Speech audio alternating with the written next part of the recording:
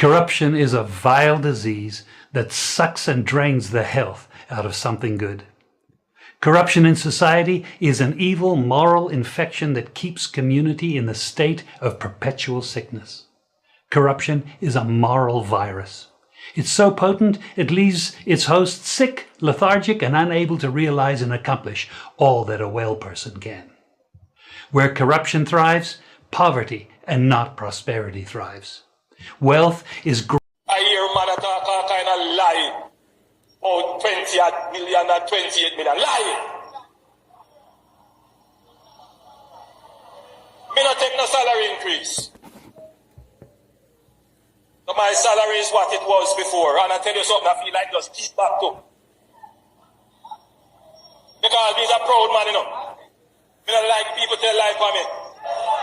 That is why we did something like the reverse tax credit. Never before in Jamaica's history, where the government is giving back to people who earn less than $3 million per year. Never before happened. That's a way in which we are making sure that the dividends of the good economic management reaches to the people. Yes, good economic management can yam.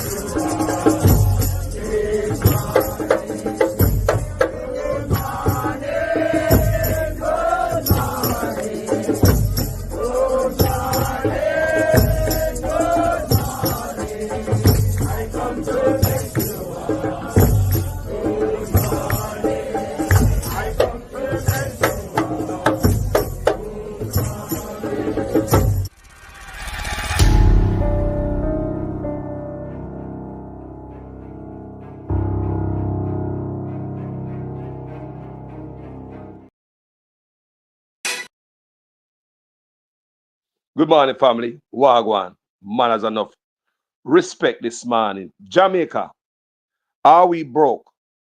Did these guys take the 300% raise and broke Jamaica? Me do videos like this already, you know. This is not sustainable.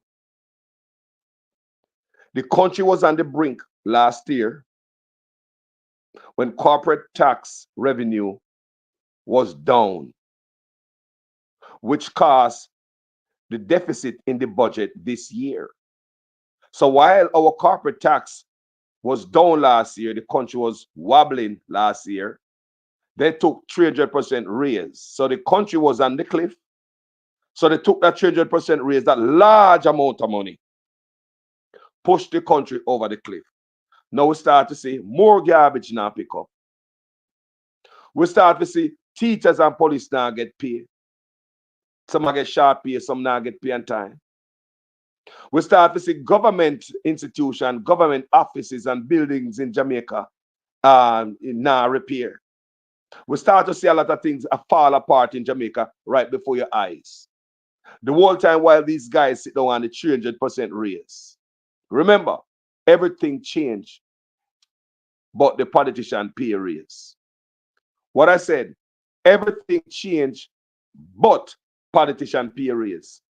And if you notice, no matter how the country don't have money to do this, the money don't have money, country don't have money to do that, Nigel Clark said, practice fiscal prudence. When it comes to them spending on them don't have no problem to spend. We spent $160 million for the FinSac report. We have not received a report up till date. We have not received a report. We received a study. Now, remember, $160 million already been spent on it. No, Nigel said he might give more money to universities and whoever institution to study something that is already ironed out already. The FinSac report. We just want to know who did what, when, and who got prison, boy. Make me look back and say, is it so hold on there. Is this so this SSL report is gonna come down to a study also? More of you know. If SSL report is gonna turn out to a study. Me also want to know the timing of this report. Do you want to take up the disgrace of Andrew Ones and his corruption? No. We're gonna stay on top of that. Nigel Clark can't throw in a shiny object to make you forget Andrew Ones' corruption. So number one, we're gonna start with one of Andrew Ones' corruption on this platform because you cannot show in a shiny object. People throw money at people in the country. Almost $500 million in empty buildings where nobody not in. Building that people working can't get nothing. I want you to understand.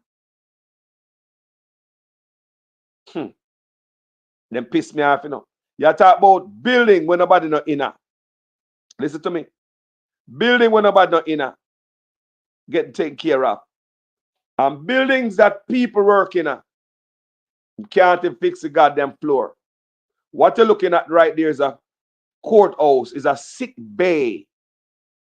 Them turn into an office at the courthouse. The government worker have to be in. Remember, you know, such men run up and down talk about where the this and that and high-tech cashless needs. The cart is before the horse. Fix the courthouse first. I'm going to show you some stuff today. Let's start with the Minister of Labor office in Clarendon. I did a video on this the other day, and that's how we got to go. So I'm going to start somewhere. Take it from the book of the Gleaner. Ministry of Labor office in Clarendon and suitable for public.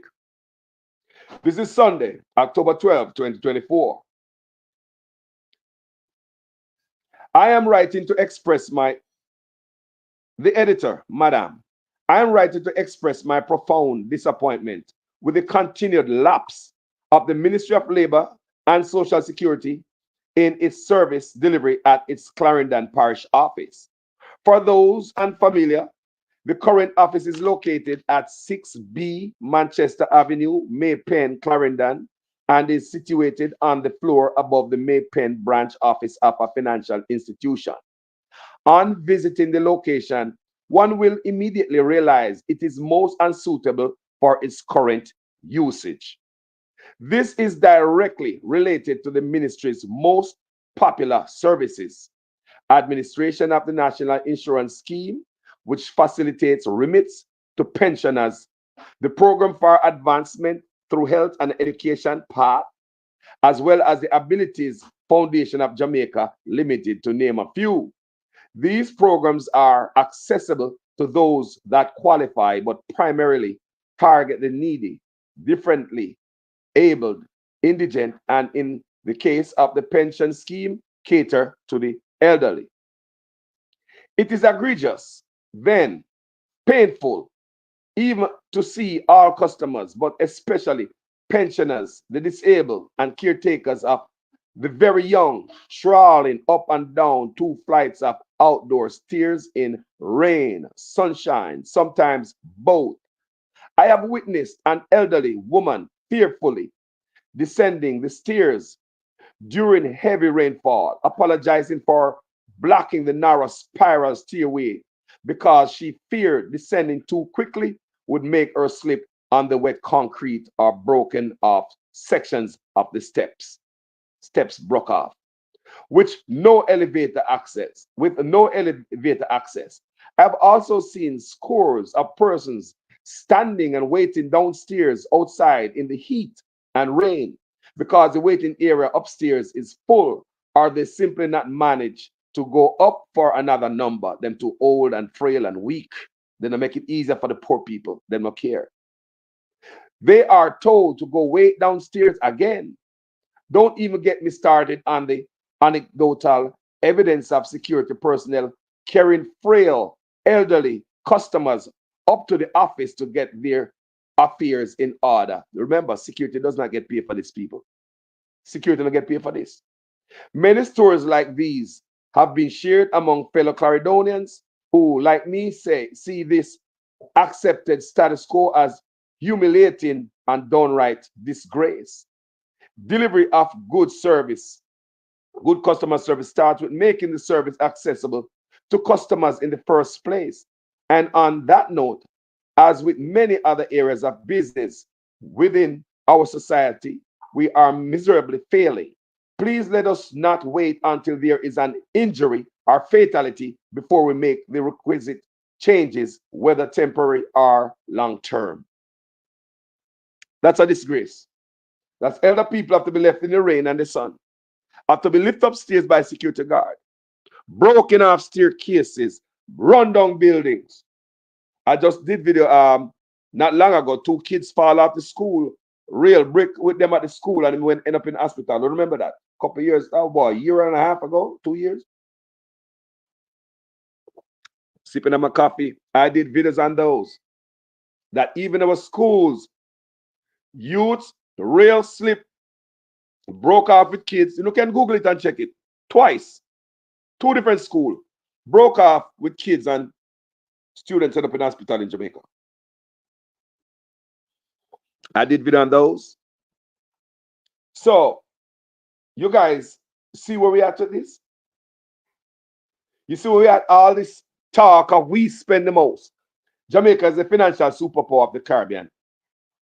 Show us, bro. Show us.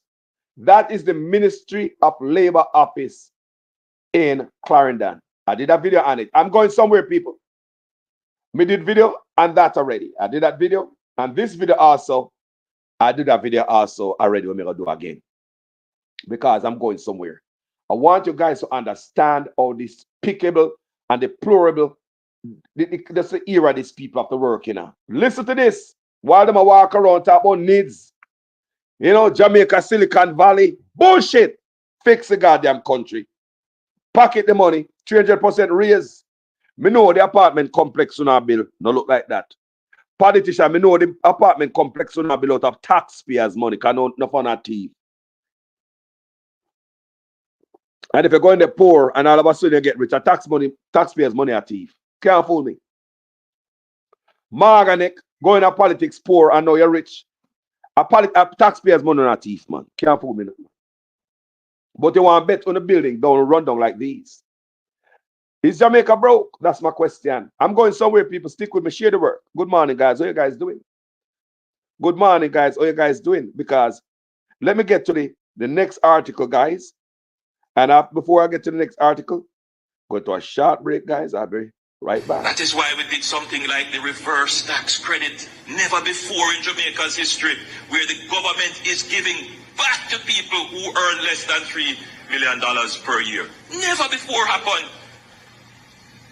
That's a way in which we are making sure that the dividends of the good economic management reaches to the people. Yes, good economic management can yam.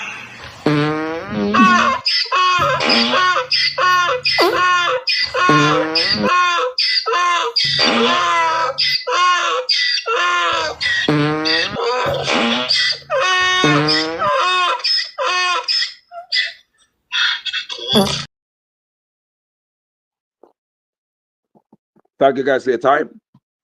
Now, where you hear the brother they say about the brother that's a con man, you know. This before we go further.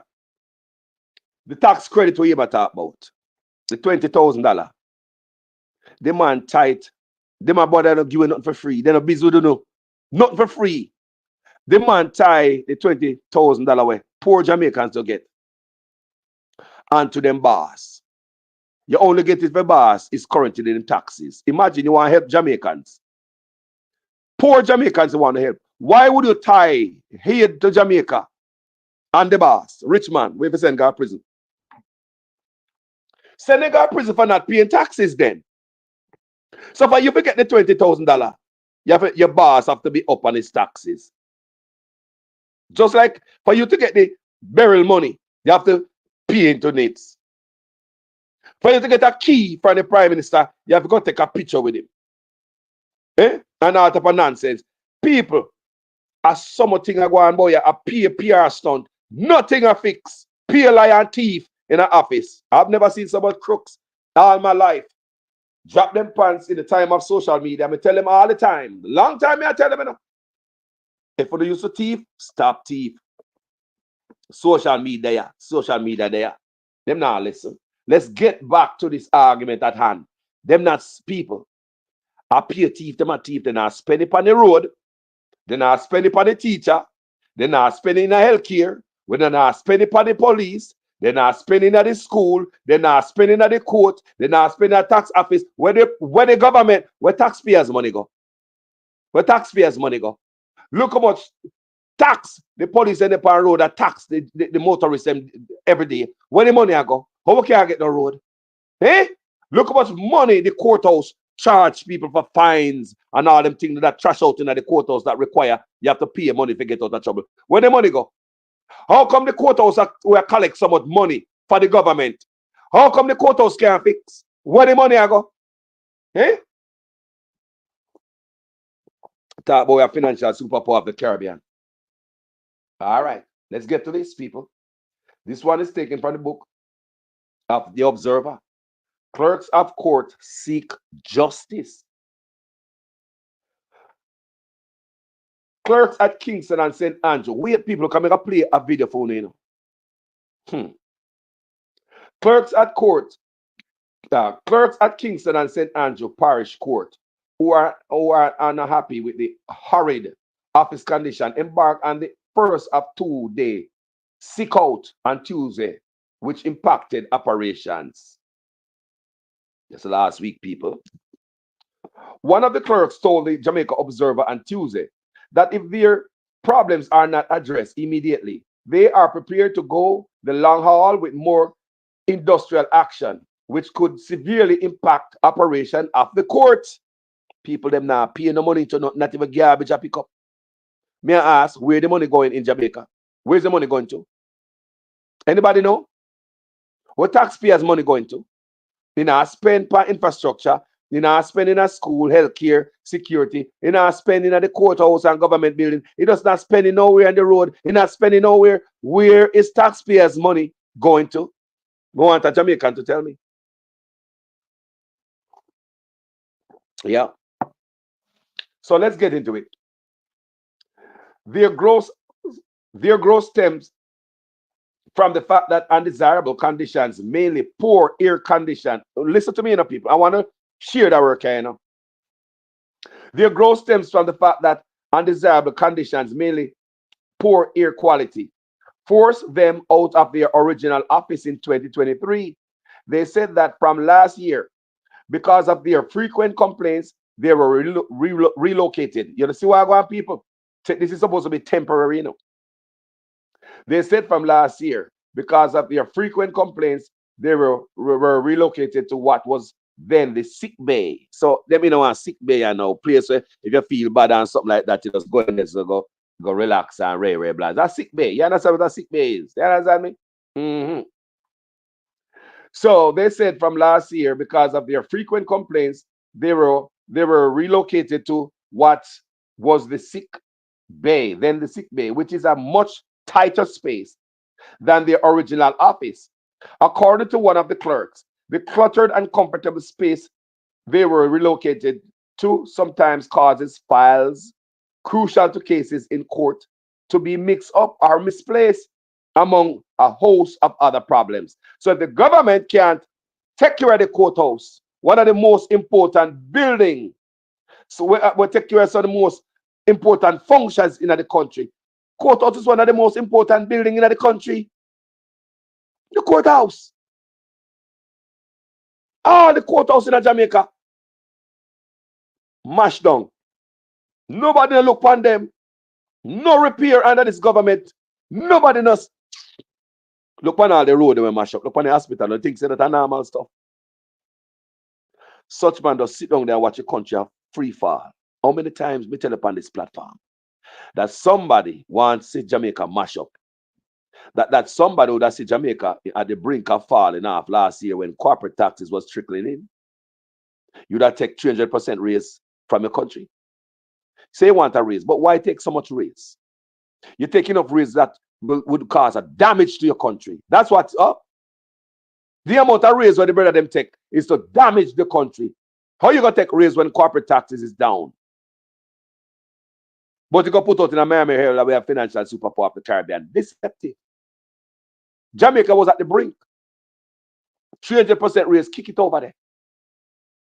So Nigel Clark a 1-1. We all hear Andrew Onis a go and say we're strong with Andrew Onis is lying. Andrew Onis is a liar.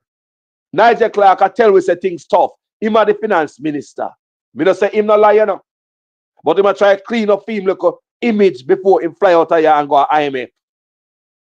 So him a tell we say even overtime pay is gonna be affected. Watch it, I'm gonna read it for you again. People end up in court with another clerk's file. You know, here we are going, mix up a go on a little bit of room here. You look bit of room here, pay mix up a go on a documents in there. People end up in court with other clerk's file and they end up with their file. The mix up of cases, files to also go missing. This causes files to also go missing. This is the courthouse of Jamaica, you know. And we are run down NIDS. We are run down cashless and can't even fix the courthouse. The cart is before the horse. We are run down plastic money, want to be like Trudeau in Canada.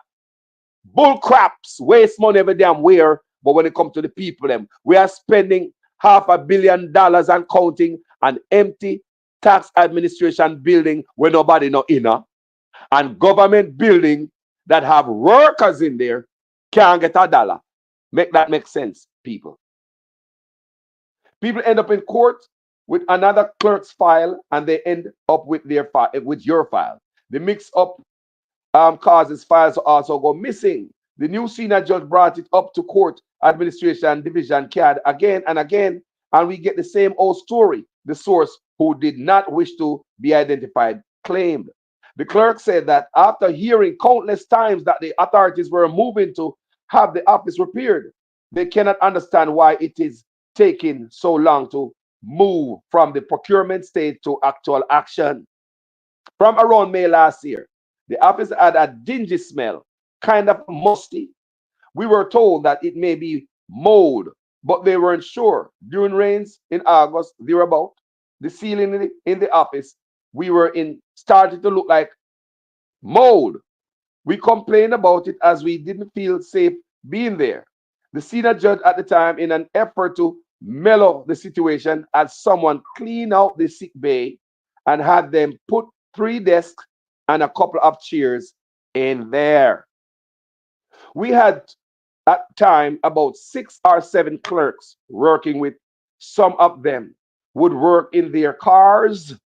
Listen, this is Jamaica. We had la la la la la la la. We had at the time about 6 or 7 clerks working with. Some of them would work in their cars, and the rest of us would work in the sick bay.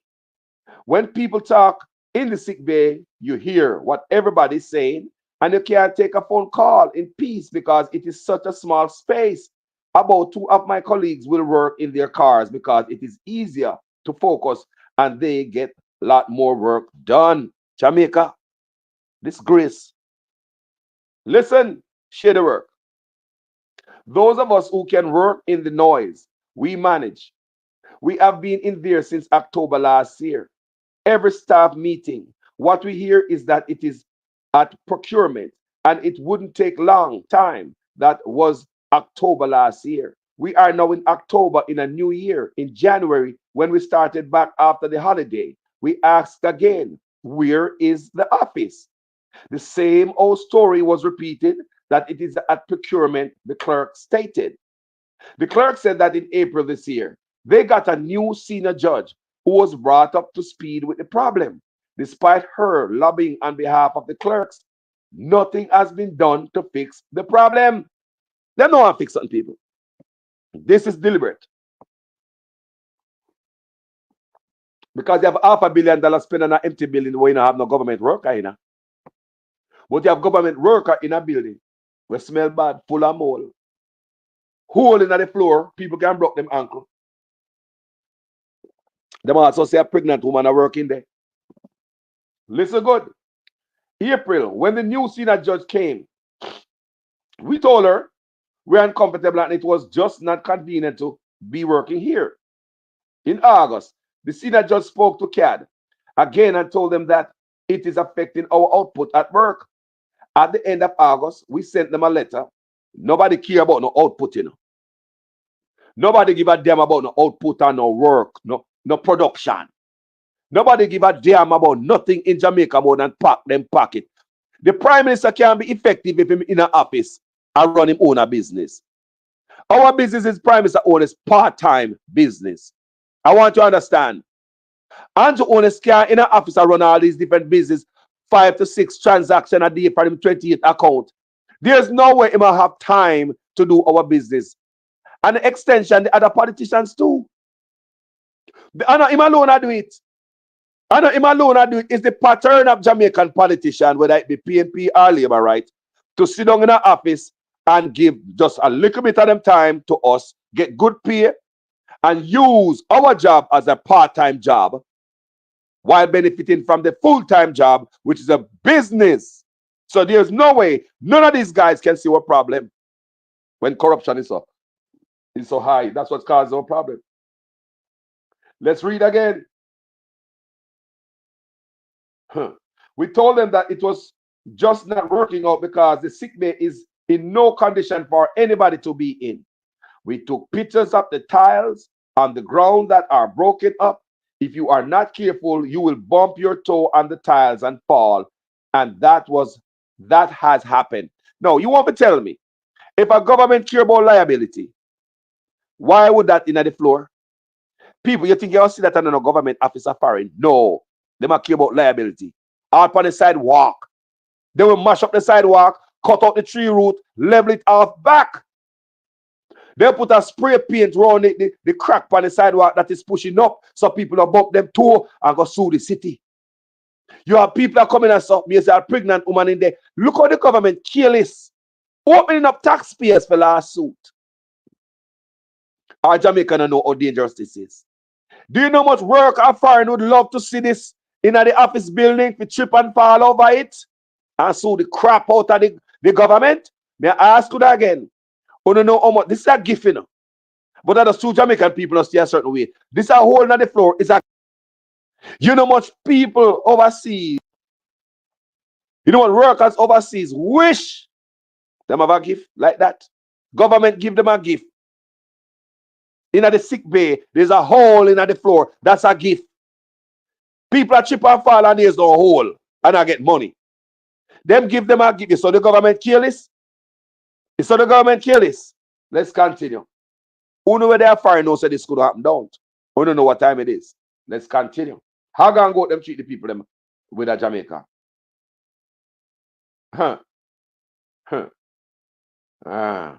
The window to the bathroom cannot be closed. And when it rains, the water blows in and we have a little flooding.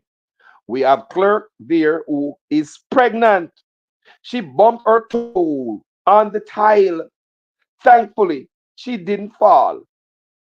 You can understand how frustrating it would be for every day you getting up, going to work and going to court to fight for justice when you yourself are suffering a great injustice. And a lie, man. And a lie what the government is doing with taxpayers' money. The courthouse, a lot of fees paying a courthouse. The courthouse is another arm of the tax man. What about money paid to judges in there? To the system? What about money? What the money them go they can't fix a few tiles, people? You want bet none of these boys in a big apartment complex wouldn't have that in them building? You want bet them building nice so them build while them in an office and not build up for the building? Them in the office are build up for them building. While the people's building are run down.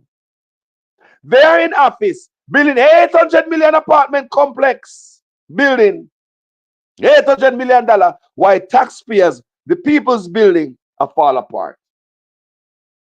They said, to add insult to injury, from last year until now, there has been no official report indicating what was the actual problem in their original office.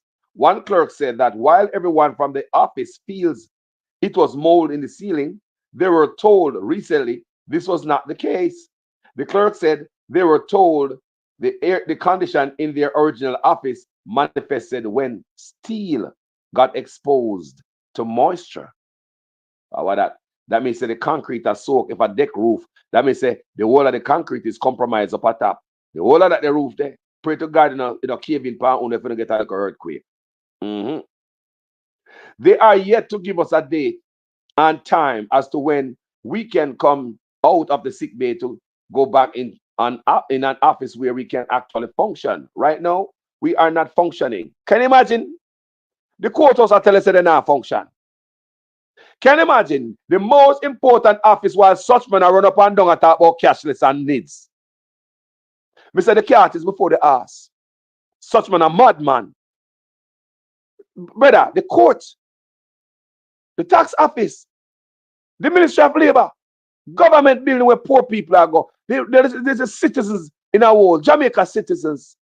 Road now fix, healthcare in a mess, education teacher runway, police force in a mess. And what is here? Courthouse in a building up on the court. Wow. Right now we are not functioning. We don't have any interest to go to work. Look at that. So even though people them not have the interest to come to work, and those who come to work, can you imagine? Can you imagine waste of taxpayers' money? And you can't blame these people, man. You can't blame them, man. Them are human being. You can't blame them. Can't blame them. Government not doing nothing, people. All them boy in the office do, worried about them $800 million apartment complex. They don't worry about nothing. They don't worry about nothing, man. They don't worry about nothing, man. We don't have any interest to go to work. We are frustrated because every day we come down here and we can't work in peace. The desks are round, so we don't have a lot of space to work with. There are 2 clerks to a desk. If one clerk wants to eat, another clerk has to get up. And if all of us are in there doing work, 2 people have to sit on the bed. Remember sick bay, you know? There's a bed in the sick bay. Jamaica people, you know you are going? I do this video the other day and it come back to me. I'm going to show you why it come back to me.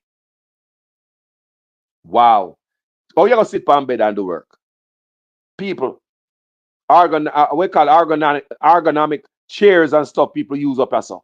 All different type of seating to make sure it's ergonomic, right? Ergonomic chairs people use up as so. We fit your body, the contours of your body in an office. Employers, and make sure you get the right chair to suit your body because you sit down there long hours around that computer. How you gonna sit down on bed? No backache that. The backside. Just think about you sitting down on bed. Computer, paperwork, all of that. You're a clerk of the court. Backside. There are 2 clerks to a desk. If one clerk wants to eat, another clerk has to get up. And if all of us are in there doing work, 2 people have to sit on the bed. One clerk has developed severe backaches because she has been working on the bed. Here we go again. Liability. People who they are foreign, if this happened to you, me say you're gone home and you now work again, you're going to sue them. You see how the government open themselves up for lawsuits? The person sit on the bed can sue him.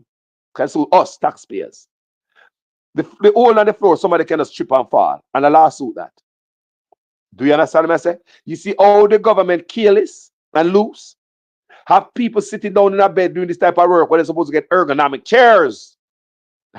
Special kind of chairs. Then they put on bed. Put on bed. All right. Listen to me again. This is not a real place. But it's a real place with a bunch of wicked people. All them see to do is rob from you. Them don't give a damn about nothing else.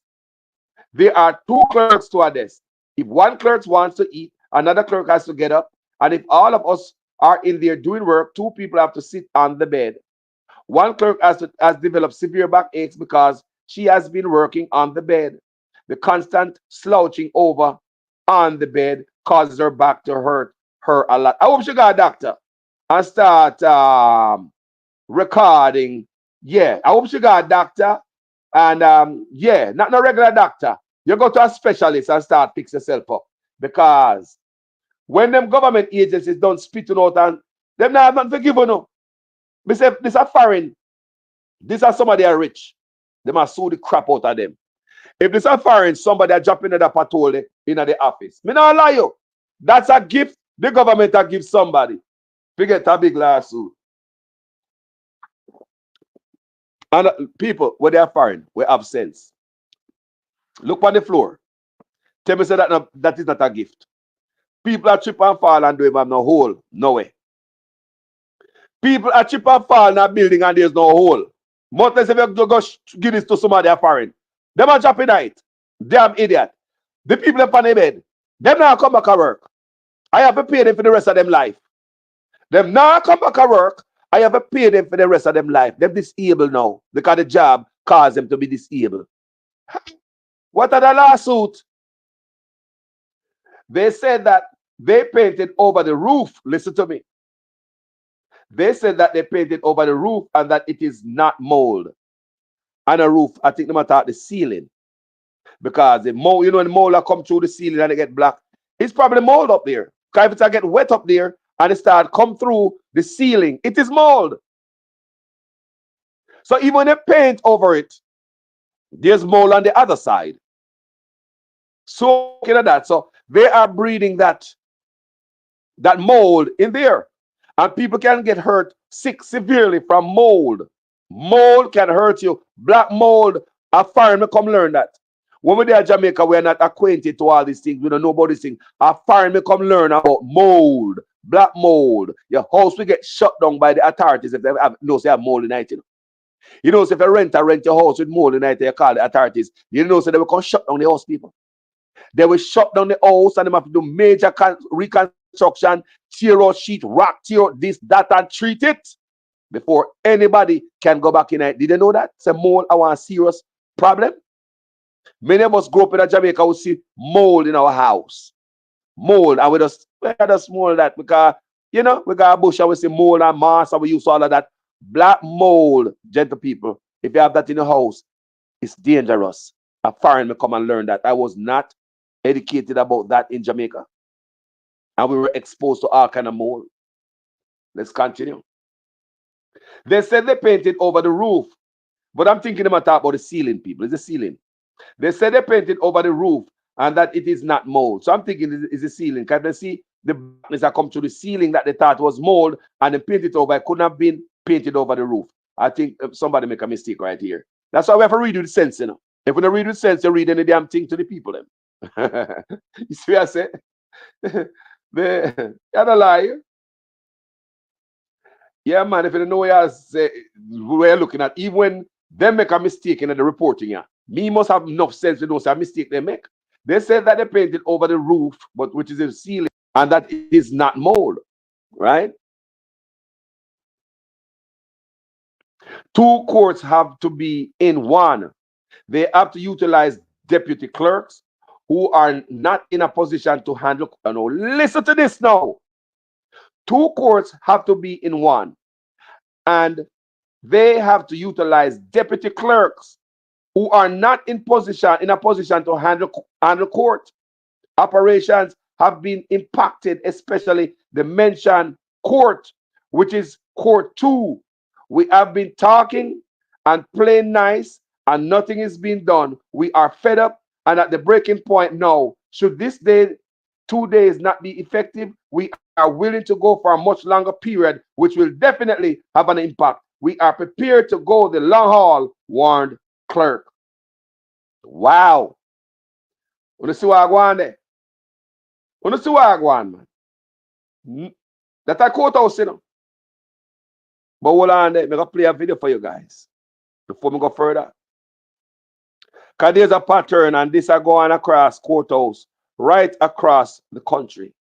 So this was taken from TVJ News, and I fix it my own way and put some still pictures in there. Because I never want no problem with them people there. Some of us build it my own way. But the facts is still there. Watch it.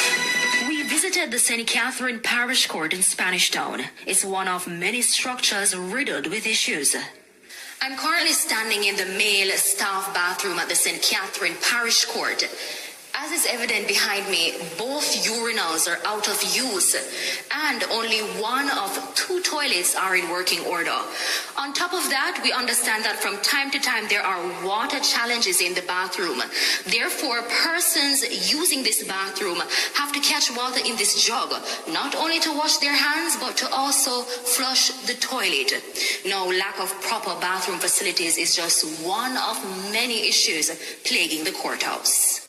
Issues such as mold-infested walls and limited waiting areas. Now, a tent is erected outside for persons who come to the courthouse, but it's just not big enough. We notice people jumbled together, sitting anywhere they could access. There's also no mediation area at the courthouse and no designated parking space for visitors. Now, this parking lot located on the property is only for staff members. All other motorists who visit the court are forced to find their own parking.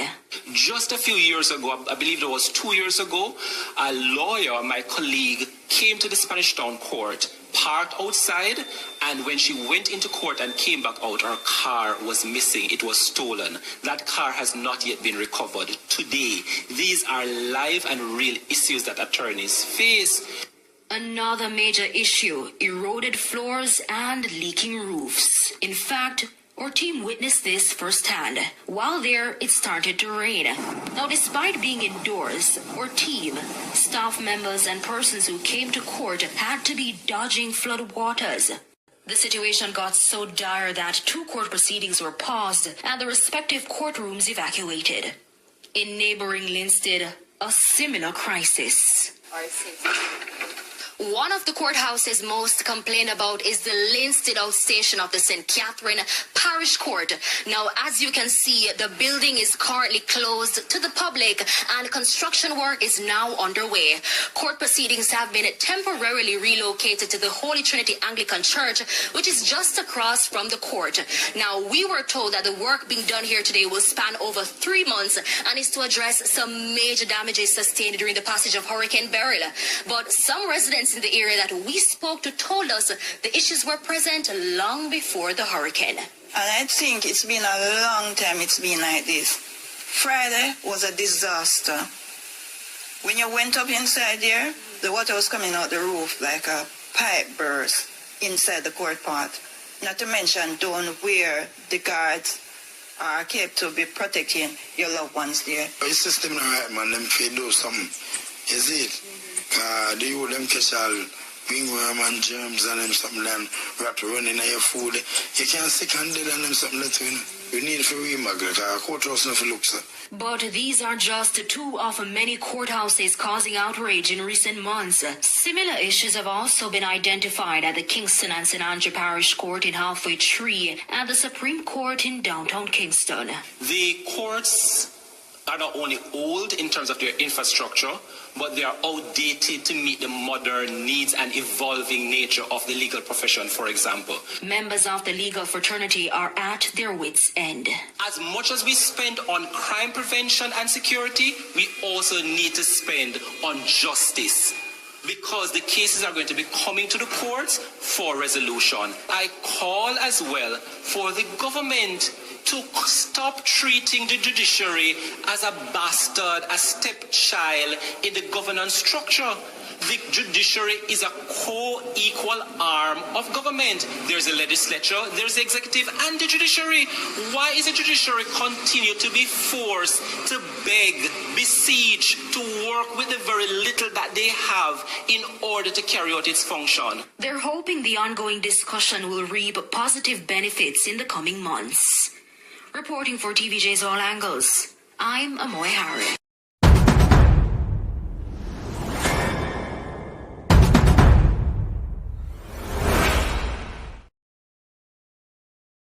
Now, this brother me have a black a while ago named Carl Henry.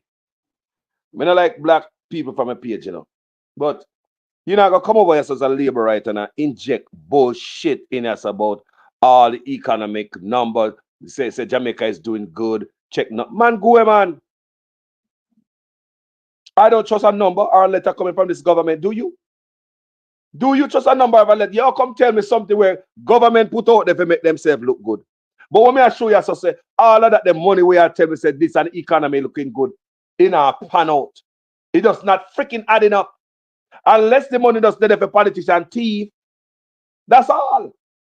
Unless the money we are telling me say Jamaica have, it does not adding up. It's not showing nowhere. We are not feeling it. So that's why I have to ban it from this page. Don't come on this page with no nonsense. I'm no PNP, I'm no labor right, I'm all for country. But to come on my platform, I push for labor right. Me black or no. Come as I come push for them dirty politicians there. Me black or no. Make a fight for Jamaica and them thing there. I will black or no. It's not about the numbers on this platform. I will come and do a video for 2 people. You know, some of the video at night time though when people are asleep. Sometimes about 50 people come out. And me and have a wonderful time, don't it? At night time where everybody asleep, I will not 20. Me come do video for 20 people, man. I don't know, man. So me I'll tell you about the pattern of what's going on. Jamaica and a ball, and this brother come put on me page, oh, Jamaica this, that, and the other, and bloggers this and bloggers that. Brother, me not come here to come look nothing, you know, brother. Me not come here to come look nothing. If you want like and if you want donate, you donate. If you don't want to donate, tell about your business. I'm not kissing no ass. Come on, man. How many black people who donate to me too, you know? How are them, with black people who donate to me too? Come by my page with the bull crap. You think me I keep it there because you have donated something to me and me just keep it up there with the crap? Come on, man. I call us my name, you know. Get to know me. All right? At Jamaica, me thing there. Not behind Mark Golden behind or Andrew Honest behind. Them are politicians. It is Andrew Honest, Mark Golden against us, the people. That is what me have in my head. It is politician with PSOJ against us, the people. I repeat, it is PNP and labor right leaders with PSOJ. And we, the little people who say we are PNP and labor right to push up peace and ring bell, the we don't so in our corner by ourselves. Put in your goddamn head here. Go vote. But hold anybody I put in, hold them accountable. Listen to this now. I'm done. Nita Robertson ready to leave Jamaica. Listen. And why the woman are ready to leave Jamaica? Veteran attorney at law, Valerie Nita Robertson, has signaled her intention to migrate to North America because Jamaica is no longer a place to live.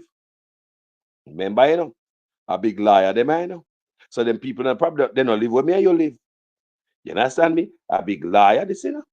And if Jamaica is not seen in a place to live for Barry Nita, the big old senior liar and a veteran attorney, you know, people. All right. Nita Robertson made the eye-popping comment in the Kingston and St. Andrew Parish Court on Wednesday. The lawyer who unsuccessfully contested for a seat in Jamaica's parliament in 2020 also signaled her intention. I don't know why they put that there. It's just a job. You see, that is a job at her. So she's a failed. But anyway, the fact of the matter, the facts is still there. All right.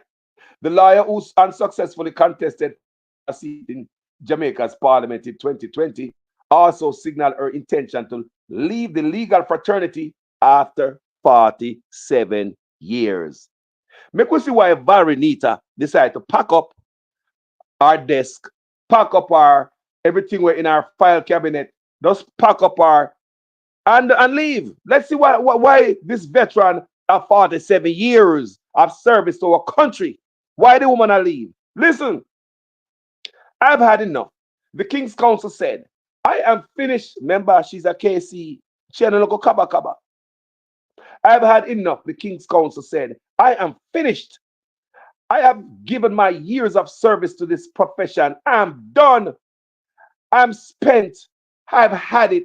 I think I need to retire.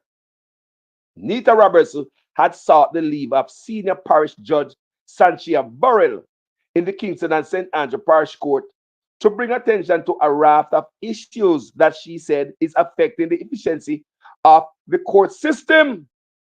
Among the grosses are the lack of restroom facilities, secure parking, and an office space to accommodate consultation with clients of the halfway tree St. Andrew-based court. This is outrageous to have a courthouse and you have women lawyers and nowhere to go and wee. It's crazy. And it's not just here alone. The big Supreme Court, there is a room that the bar is said to be responsible for, and none of the toilet can flush. They are filthy. I have to run down to the road to find a place to wee because I cannot do what a man does.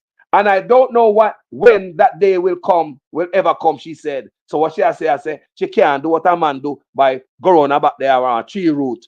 But she don't know when that day they might come down upon her, where she have to just go and do what she have to do. This is disgraceful. And this brother come from my page, they come tell me all type about, look here, if you're a politician head, don't come from my page. If you head up in a Mark Golden and Andrew Honest ass, and you are brown nose, go keep it to yourself. Don't come from my platform. I'm telling you, this platform is strictly Jamaica business. I gives a rat ass about how politician feel and how big boy feel when we swing with 2x4 pence of everybody. Huh? If you're not thinking about country, for God's sake, for once, people, make we fight for her now. Make we fight for the girl named Jamaica, no, man. The girl named Jamaica, make we fight for her, no, man. For once, no, man. For once, no. For once, no, Jamaica people. All will life we fight for PNP and labor rights. We will see PNP a thief out of your ball. And the PNP them say, left him the labor right and thief too. We see labor right a thief out of your ball. And the labor right say, left him the PNP them do it too.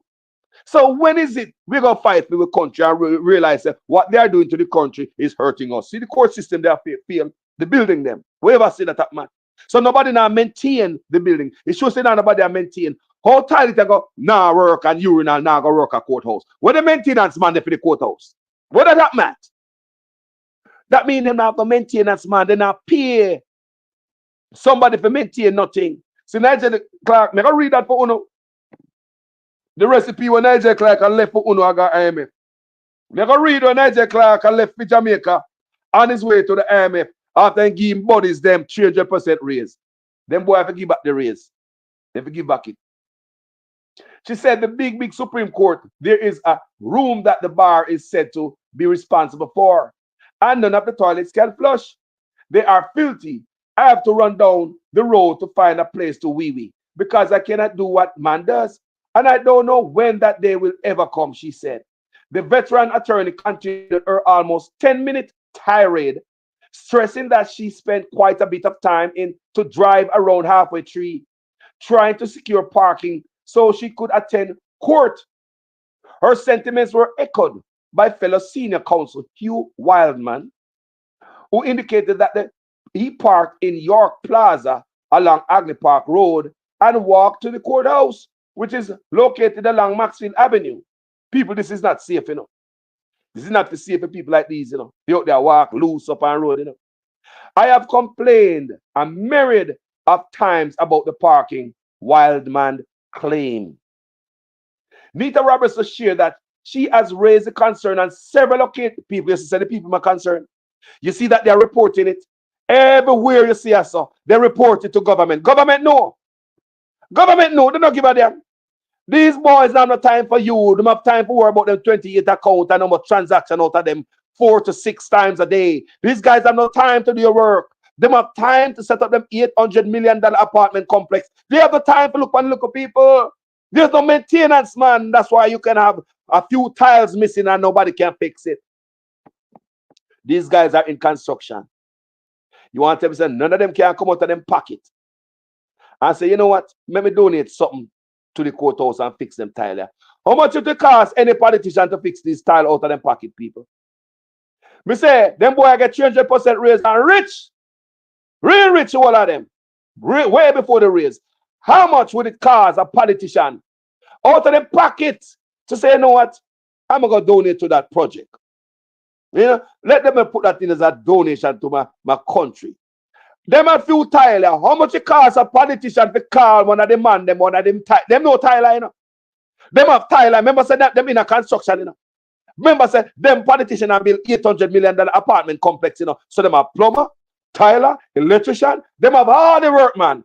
Tell me what it gonna take more of this politician. Get one of them old Tyler to come put in a few Tylers and fix his people. Tell me to Jesus. Tell me, people.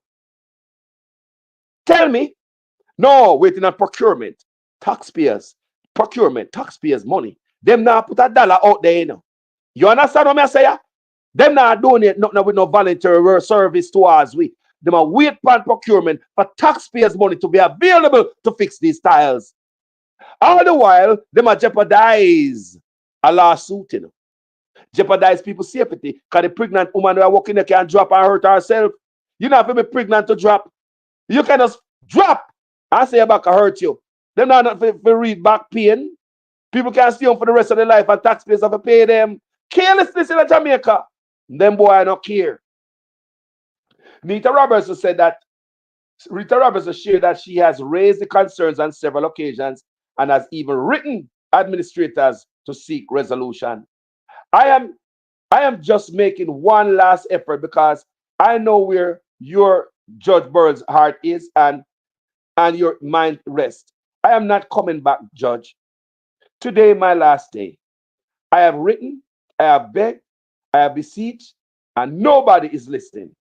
There are a lot of government buildings around, and if I have to pay to park, I am okay because they will be collecting a little change. But nobody cares anymore.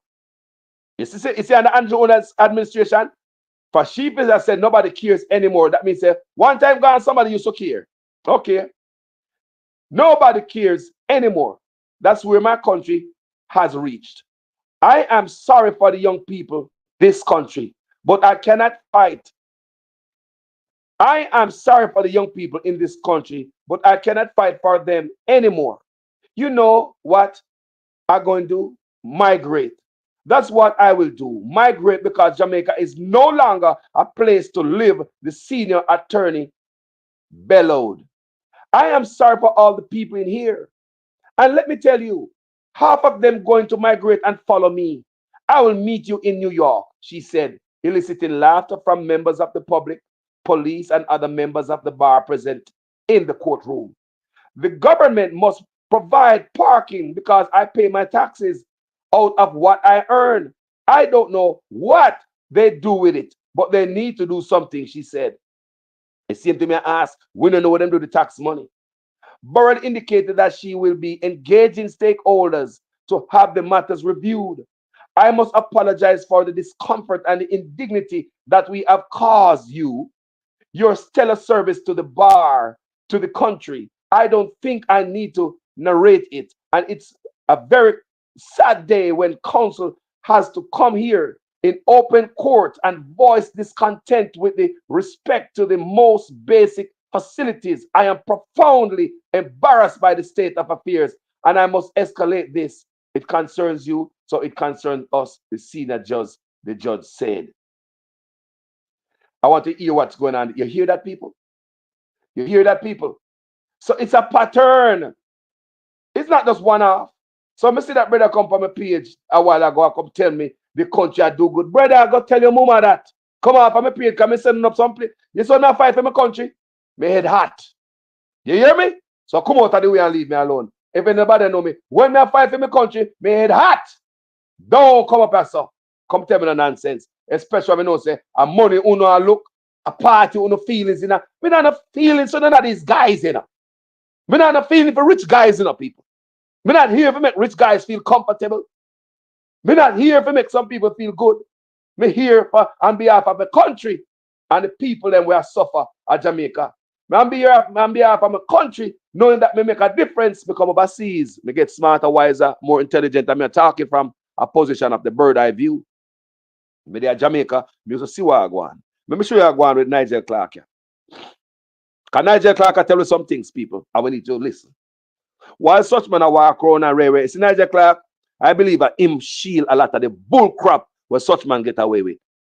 All the crap that him a finance minister, how you know, There's a lot of things I believe Nigel Clark is responsible for. He have covered for anti-owners, and that's my belief. Listen to me, people. We're gonna go there today. Minister, and listen to me what Nigel Clark is leaving for us before him go off, people. Before this man go off in the sunset, I want you to understand what the man is leaving for Jamaica. Share this video, man. I put in work. A whole lot of hours put in my video, people. People even know how much hours we put in this video. It looks simple too, no? People have put hours in it. Research and editing. You don't understand when you see a video like this come out.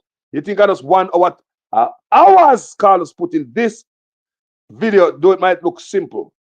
Okay, you know someone coming on nonsense from my platform. Yeah? And I think it's worthwhile going to a short break again before we hear what Nigel Clark has said. Doom and gloom coming from Nigel. I'll be right back after this short break, gentle people. That is why we did something like the reverse tax credit. Never before in Jamaica's history, where the government is giving back to people who earn less than $3 million per year. Never before happened.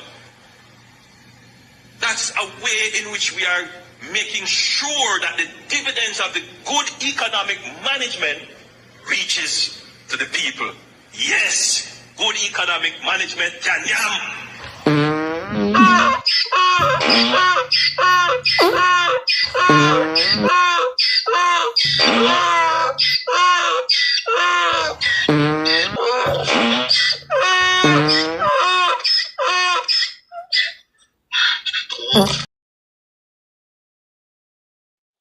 Thank you, guys.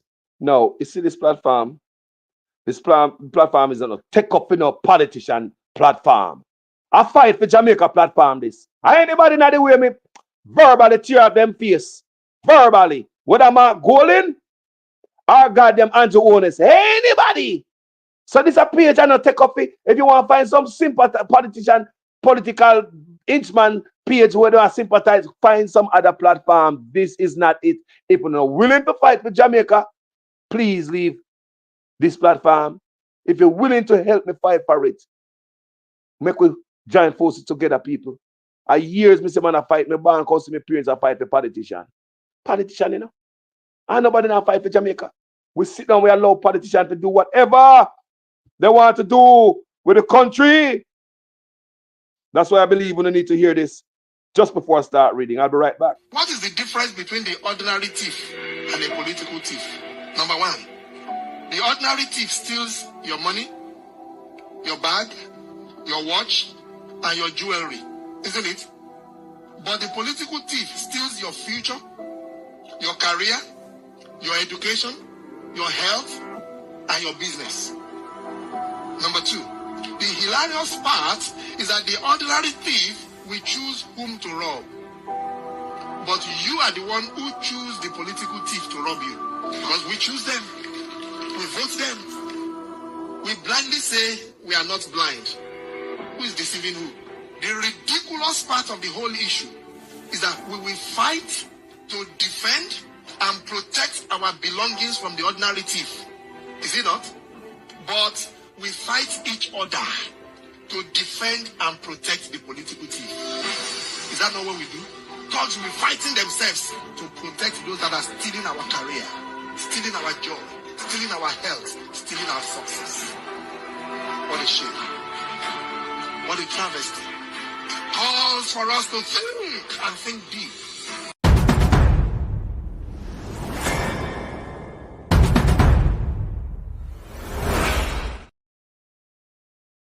So people, look here. These guys were already rich. They take 300% raise from us. Strong arm the teachers, run them out of the negotiation room by Nigel Clark lying tactics. Nigel Clark told the teacher while they were negotiating that if they don't accept this wage deal by the end of the fiscal year, it was coming up to March 31st. Him don't know when again him gonna be able to give the teachers a pay raise. Teachers on zero, empty, them on them belly, hungry, broke, whole bills. Teacher take the little scrapings in the pot, what them call pay raise. Teachers accepted it. knowing that what they're doing to them is screwing them over. Check with them year of service and all them things there. People are paying generalship with these people. Just like we have to get the hurricane money, you have to sign up for needs. Is always give it one and take it back with the next. Remember, the pattern of these people is not to make your life better. Them claims that they give teacher pay raise and take away years of service from them. Them not come to help people, them not have no love in them heart. After the teacher them settle with the nibbles and bit pay raise, when they look around, these politicians, Nigel Clark, who tell the teacher them practice fiscal prudence, and they never have nothing more than the nibbles and bits and pot scraping to give them. Them give themselves 300% raise. Remember, at them just tell the teacher them say to practice fiscal prudence. Remember, them tell me what the heart of politician there. Is it hard to serve or to get rich in office? Enough of them boy belong in jail. Nigel Clark is hiding for Andrew Owners and backing up in the crap. And this is just my belief. Look what Nigel Clark left with now. And I want to share this, After Nigel Clark told us last year, Jamaica is a financial superpower of the Caribbean. We have the best bounce back off a big C. We such a superpower until them can take 300% raise. But that is just to fat up our head, to put a blindfold over our eyes when they take the 300% raise by lying about the economy at that time. We know last year by reading this year that last year corporate tax revenue was not coming in strong. So therefore the economy started some shaking last year. So this idiot will come from my page as I come tell me be the more piece of politician. Don't come from my page, man. Them gonna get me angry, man. Don't come put on a shit where some stuff with not some labor right talking points. Don't come put it on my page. Because you could have put labor right talking points by us all day. They look beautiful, everything nice, everything. Don't put the labor right talking point on this page. I don't want it. Oh, I despise the brother where I lead the party. Because trust me, a thief I'm not supposed to be in the government. Let's get at the boy Nigel Clark to him take a come, man. Check this out. Finance Minister urges prudent management of overtime budgets by, which is government ministries, departments, and agencies. I want you to listen to me. Budget cuts to government ministries, government departments, and government agencies after Nigel Clark say that we were the superpower of the Caribbean and them take 300% raise. They must screw we over. It's time to face the music Jamaica. May I show you say the 300% is unsustainable. You can't sustain. No company give nobody 300% raise. No country look one politician and give them 300% raise. And at the moment last year when corporate taxes was trickling in and Jamaica was at the cliff of going under, that caused the budget deficit of the budget this year. Them know say the country weak last year, but them look on them own country with them claims to them love and lift up 300% raise out of it. What is that going to do already weak country? It's not any raise, The man could have taken a raise, But look on the raise on the man them take. He left a hole in the budget. Jamaica, they will give it back. They will give this shit. They will give it back. I make a play it again, Make a play it and make you hear the raise what them get. Yeah. I will pay for your man house. Houses in allowance. Politician, poor people are paying for politician housing allowance when them living at them own a house. Make sense out of that? We are paying for politician housing allowance. Nigel Clark set them up, Mr. Nigel Clark just open the door, man, and just pour out everything we left in there if we left Jamaica broke. Me I tell you, this is normal. Unless you want to F up your country, you rather do some dumb shit like this. No country ever done this.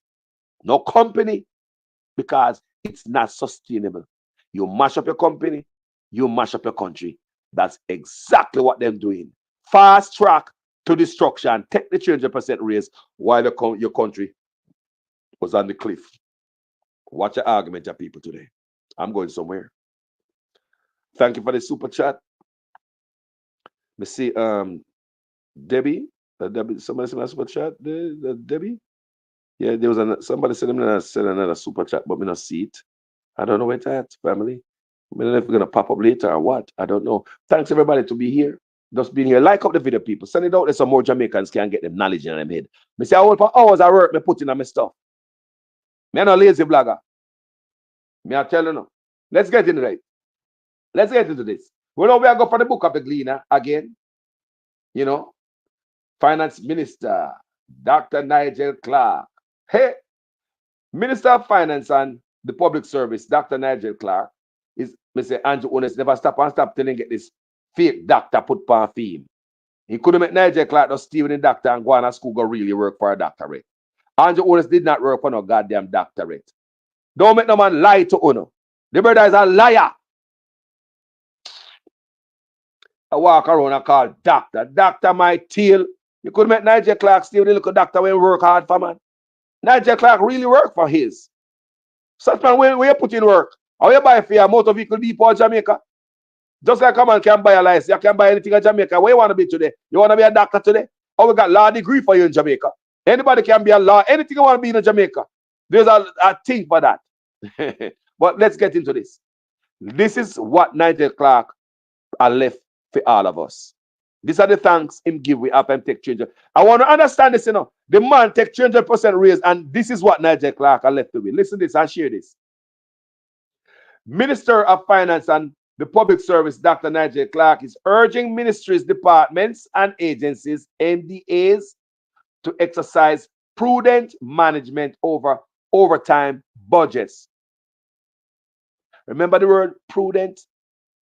Fiscal prudence is the same thing him tell the teacher them.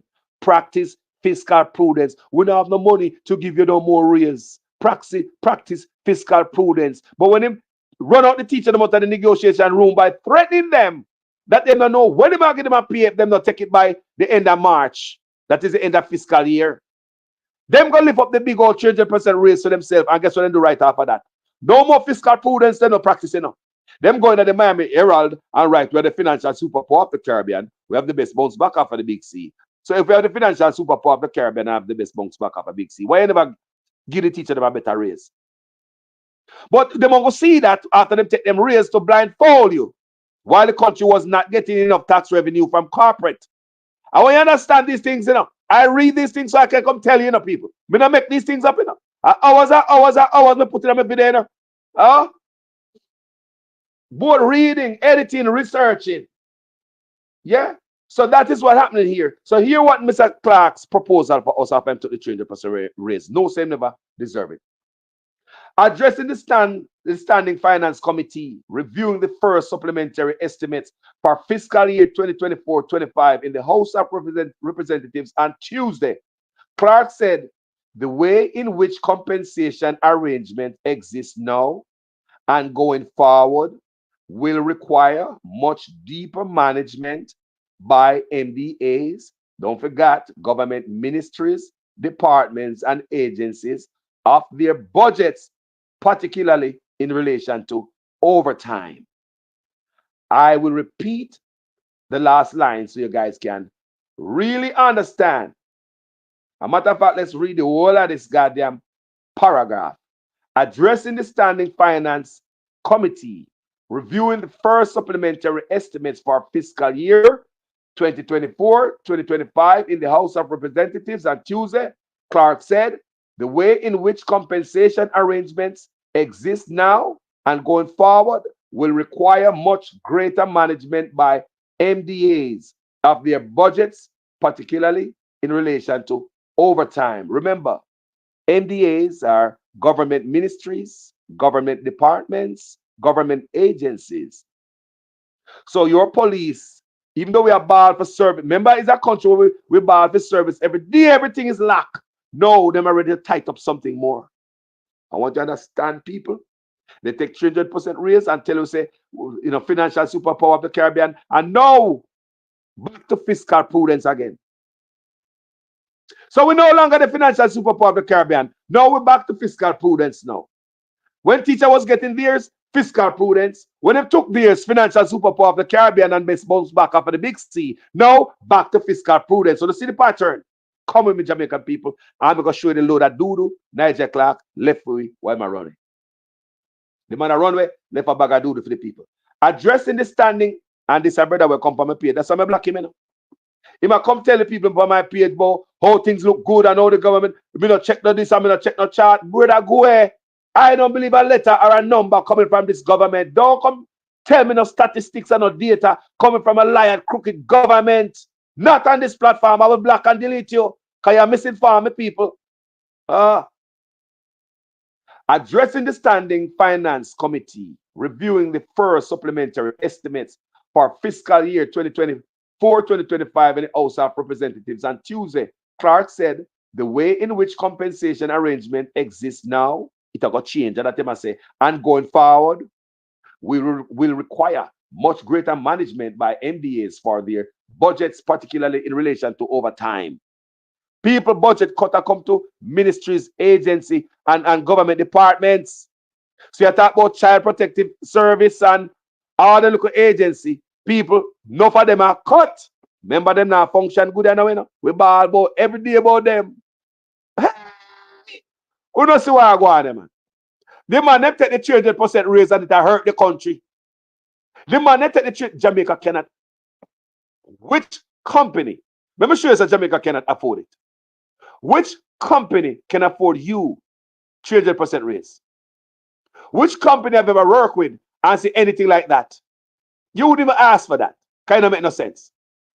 What company will ever give a 300% raise without going under? Think about it. You want to mash up a company. Tell me, say, if they want to mash up a company, giving a 300% raise would bankrupt your company. What company in the world would look for any employee and give them 300% raise?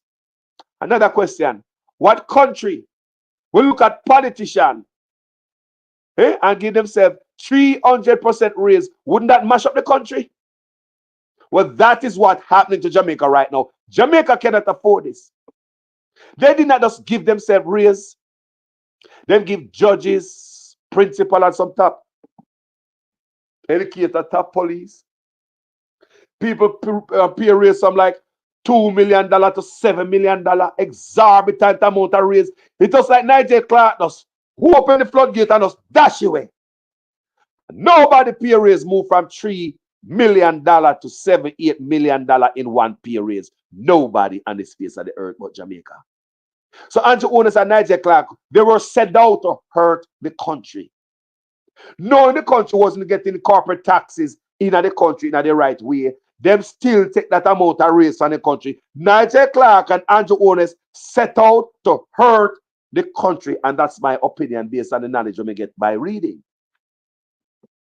If ministries and agencies don't manage their human resources in a way to keep within budgetary limits, we can have a major problem. You hear? Clark, I tell you, send the money in the day. All you Andrew Owners are walk and brag and brag. Even the finance minister, he has a mouthpiece and a braggadocious lying man. But I said, Nigel Clark not lying, no. But he might try to clean up his image before he left here. So he might left a warning give it. If ministries and agencies don't manage their human resources in a way to keep within budgetary limits, we can have a major problem. We are moving from a dispensation where people got allowances for overtime regardless of whether they work hard overtime or not. So that we not do the whole time. And that we not do the whole time. And that we not do the whole time. Just dash away taxpayers' money from people who don't work overtime. And he might tell people. Listen, he might tell you this. Oh, if you know this. Listen. We are moving from a dispensation where people got allowances for overtime regardless of whether they work overtime or not. Remember the same brother will take up $500 million the empty building in a tax administration building in a can't fix courthouse where people in a Mr. Clark can allocate. That is the hardest thing, to allocate money to fix up the courthouse that people are working on for Jamaicans. But empty building, so quick, them approve money to pay in an empty tax administration and building. And they know the thing about that. There's a gag order and who the government have these contract with. Who taxpayers' money up. Listen, them boy are bright like a feed them money. And to owners and Nigel Clark are going like a feed them money. We taxpayers who pay them. We the taxpayers whose money paying for the tax administration building to whomever can't know who the government have a contract with. We the taxpayers cannot know who we money are spent to. You see, me tell you, Andrew Owners go like say, him and his wife buy Jamaica with we in it. You may always tell us the man go on like say Jamaica theme that taxpayers' money are paid to something, and we don't know how it are paying. No accountability. No accountability coming from Nigel Clark and Andrew Onassis administration. Tell me, I tell you, if ministries and agencies don't manage their human resources in a way to keep with budgetary limits, we can have a major problem. We are moving from a dispensation where people get allowances for overtime regardless of whether they work overtime or not. Are you telling me that, Mr. Clark, that shouldn't happen in the first place?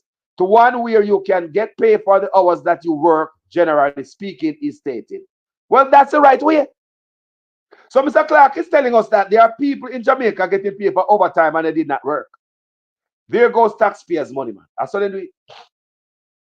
Clark said that is the recommendation and modern practice. But Clark said that is the recommended and modern practice. But if that is not accompanied by management of the human resources, those numbers can get out of hand. So it is incumbent upon all ministries, departments, and agencies, not just the Ministry of Finance, to ensure that overtime budgets are managed properly, he underscores. All that means is there's a cut.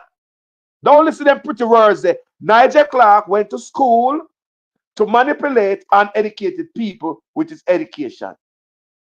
Nigel Clark is well educated, and more over and over, Mr. Nigel Clark using the language of education to go around the people. Some simple words you could have used, he might give it some other meaning. So it is incumbent upon all ministries, departments, and agencies, not just the Ministry of Finance, to ensure that overtime budgets are managed properly, he underscored. Hey, the first supplementary estimates for fiscal year 2024-2025 include the final elements of public sector compensation instructing exercise, which government has completed. So the exercise, they complete the exercise, the government restructuring exercise. Listen to the argument there. Restructuring is the pay raise. But here comes the Clark again. I use some type of words. Restructuring is the pay raise. Compensation restructuring.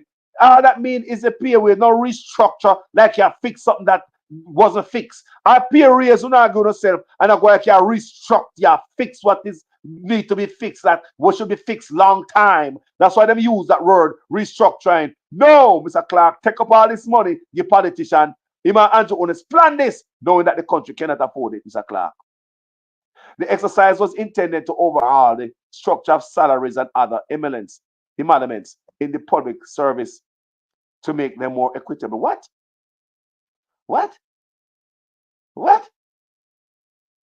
The first supplementary estimate for fiscal year 2024-25 included the final elements of the public sector compensation restructuring exercise, okay, which the government has completed.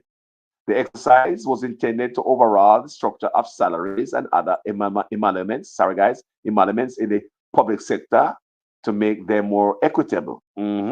Hey, the supplementary estimates, which were approved by the House on Tuesday, provide for an increase in total government budgeted expenditure and payments for fiscal year 2024-25 by approximately $40.7 billion to $1.38 trillion in boy people. You hear what Mr. Clark said? You understand? Mr. Clark always use some type of words because marginal. You have to understand him. Me study him. Me understand him. Mr. Clark use words to go around people. Them man get them education to manipulate the poorer class.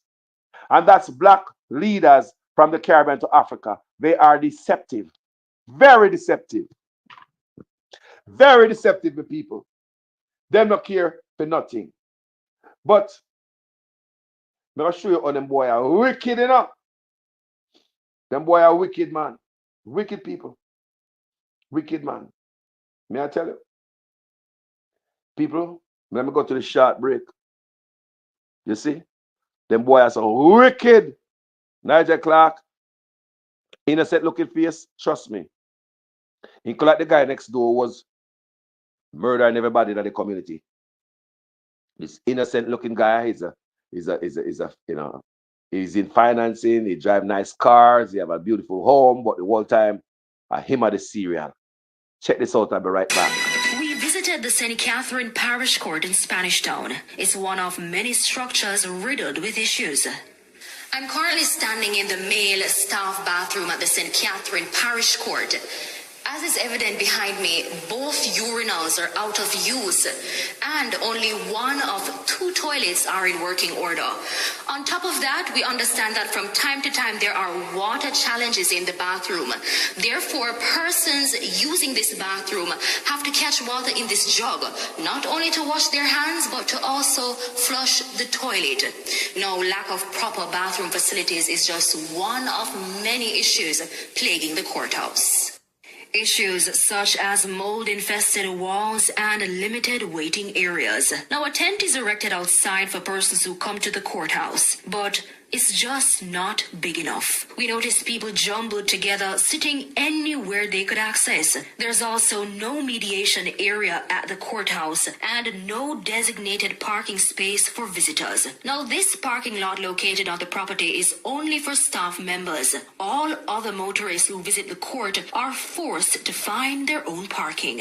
Just a few years ago, I believe it was 2 years ago, a lawyer, my colleague, came to the Spanish Town court, parked outside, and when she went into court and came back out, her car was missing. It was stolen. That car has not yet been recovered. Today, these are live and real issues that attorneys face.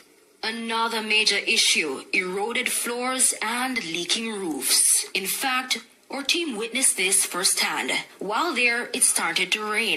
Now, despite being indoors, our team, staff members and persons who came to court had to be dodging flood waters. The situation got so dire that 2 court proceedings were paused and the respective courtrooms evacuated. In neighboring Linstead, a similar crisis. One of the courthouses most complained about is the Linstead outstation of the St. Catherine Parish Court. Now, as you can see, the building is currently closed to the public and construction work is now underway. Court proceedings have been temporarily relocated to the Holy Trinity Anglican Church, which is just across from the court. Now, we were told that the work being done here today will span over 3 months and is to address some major damages sustained during the passage of Hurricane Beryl. But some residents in the area that we spoke to told us the issues were present long before the hurricane. And I think it's been a long time it's been like this. Friday was a disaster. When you went up inside there, the water was coming out the roof like a pipe burst inside the court part. Not to mention down where the guards are kept to be protecting your loved ones there. The system not right, man. Them feed do something. Is it? The them catch all wingworm and germs and them something them rat running in your food. You can't sick and dead and them something that you know. We need for migrate. Courthouse not for looks. But these are just 2 of many courthouses causing outrage in recent months. Similar issues have also been identified at the Kingston and St. Andrew Parish Court in Halfway Tree and the Supreme Court in downtown Kingston. The courts are not only old in terms of their infrastructure, but they are outdated to meet the modern needs and evolving nature of the legal profession, for example. Members of the legal fraternity are at their wits' end. As much as we spend on crime prevention and security, we also need to spend on justice, because the cases are going to be coming to the courts for resolution. I call as well for the government to stop treating the judiciary as a bastard, a stepchild in the governance structure. The judiciary is a co-equal arm of government. There's a legislature, there's the executive, and the judiciary. Why is the judiciary continue to be forced to beg, besiege, to work with the very little that they have in order to carry out its function? They're hoping the ongoing discussion will reap positive benefits in the coming months. Reporting for TVJ's All Angles, I'm Amoy Harris.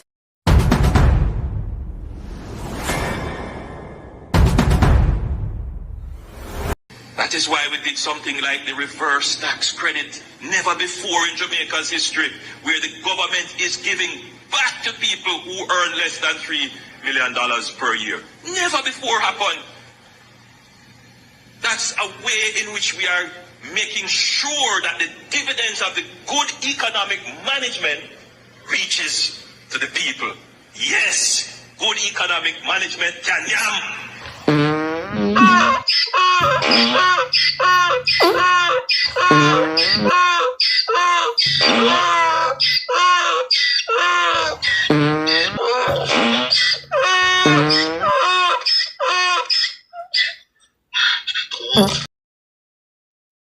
Family, welcome back.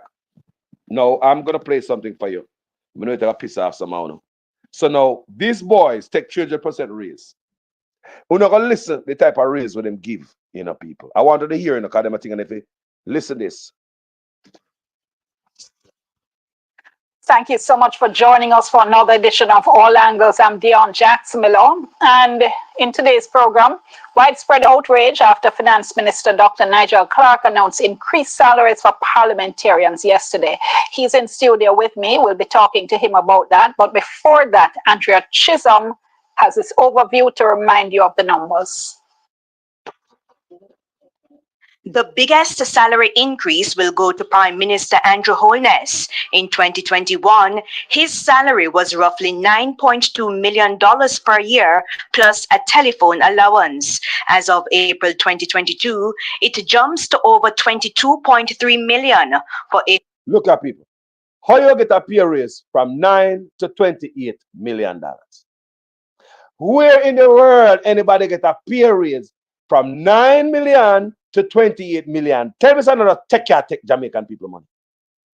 More than listen to the pay raise, when Nigel Clark take up. Tell me say they not destroy. Tell me say they not decide to destroy Jamaica.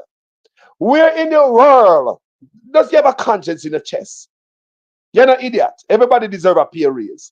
Where in the world anybody check go from $9 million to $28 million? People don't listen to type of crazy ass raise when Nigel Clark take up and give this politician. I know him tell departments, ministries and agencies under government that they are cut budget. That's all that mean. That's all that mean about the overtime. Them cut budget, they don't have the money. Eh? The numbers. The biggest salary increase will go to Prime Minister Andrew Holness. In 2021, his salary was roughly $9.2 million per year, plus a telephone allowance. As of April 2022, it jumps to over $22.3 million. For April 2023, it moves to roughly $25.3 million. And by April 2024, another increase to almost $28.6 million. Freaking year in a row. Non-stop race, sir. Non-stop race, sir. Non-stop race. Them boy need to give back the goddamn pay raise. Them took it under false pretense. When them took it, them said Jamaica was a financial superpower of the Caribbean and the best bounce back off of the big sea. As to what them put in the Miami Herald. But this year, them tell you why there's a deficit in the budget is because corporate tax dipped last year. As you can see, government agency out on the road right now are trying to juke down every businessman for them taxes because the economy felt it last year. That was when Nigel Clark and Andrew Holness decided to go in. Country was on the cliff. Just take the 200% raise and just kick Jamaica over the Rastafari cliff. Them boy if you go to prison, 28 bank account and I come chat up on them out, who no love the country. No? Plus a telephone allowance. As of April 2022, it jumps to over $22.3 million. For April 2023, it moves to roughly $25.3 million. And by April 2024, another increase to almost $28.6 million. Yep. For the Deputy Prime Minister, the salary was over $8 million for the year. And now it moves to over $20 million in year one, over $22.7 million in year two, and over $25.7 in year three. Wow. For Finance Minister Dr. Nigel Clark, his salary was over $7.4 million for the year, plus the telephone allowance and housing of roughly $280. Why should we pay for housing for Nigel Clark? Why are we paying for housing for these guys? Just throw that perks in for himself. Mr. Finance Minister, just make that up for himself. Just how much pay myself for housing? How are we going to pay for these boys to live in their own house? How are we gonna pay for this? 9 o'clock want poor ass people now no money. They say they must sit them want cost bother. Every time we do them type of video, you know. Every time we do them type of video, I show the wickedness and the heartlessness of these guys. It make me want to cuss. But me maintain myself. Make me maintain. 5,000. The new salary, over 19 million in year one, over 21.7 million in year two, 7 million in year two, and over 25.7 in year three. For Finance Minister Dr. Nigel Clark, his salary was over $7.4 million for the $7 million. $7 million. Oh, you reach a $28 million in a one pay raise. From $7 million. How you reach a 20? Listen, them boy have got blood clean. Now them a tell department, ministries and agencies, them a cut budget. Now them a tell we must practice fiscal prudence. The same shit Nigel Clark told the teachers. But when them get for them raise, we are the financial superpower. But now we are back to fiscal prudence again. Them boy forgot prison, man. Year, plus the telephone allowance and housing of roughly 285,000. The new salary, over 19 million in year one, over 21.7 million in year two, and roughly 24.6 million in year three. Wow. Now to opposition leader Mark Golding. He also got the housing and the telephone allowances and the April 2020. Why we are pay for a house, Mark Golding? Mark Golding, a rich ass investment banker. What we are pay for housing for this a rich man for? What poor people now we live on a zinc fence? I will buy a pound of flour and pay them GCT. For make up for pay the fat cat here. What we are pay them boy for living in them own house for? What we are pay them boy for living in Nigel and all of them? What we are pay them for living in them own house for? Where we hear this from? What we are pay these boys for living in them damn own house for? Housing allowance? No, like seriously, housing allowance. Where you come from Hanover and have to rent an apartment or a condo in Kingston? Why are we paying these guys to live in their own house, Jamaica? They are grist in the country. Country can't manage this pay raise that Nigel Clark take up. This pay raise will be the death of my country. This Jamaica can't see itself through this pay raise, people. You don't see it. Eh? Which part of the city is a pay raise? When I go from $7 to $28 million in a one raise? You don't see it. What we are paying Mark Golding and Nigel Clark housing allowance for? No one somebody tell me. Rich man them to rat it, Nigel Rich. Mark Golding, investment banker. What him should even take it? Why are we paying Mark Golding for living in own a house? When people don't have a feature. Miss one lady the other day, Power's program said she want 3 sheets of zinc over her head. She said she want 3 sheets of zinc. Because I know she don't get the money from Barry because she a labor right. She a PNP. Everybody around her get help. She say and she don't get none. Because she a PNP. She take up the old zinc that we bust up pan her house and when rain fall like a sieve. And we are pay for big rich ass man living in them own effing house. Eh? Plus the telephone allowance and housing of roughly 285,000. The new salary, over 19 million in year one, over 21.7 million in year two, and roughly 24.6 million in year three.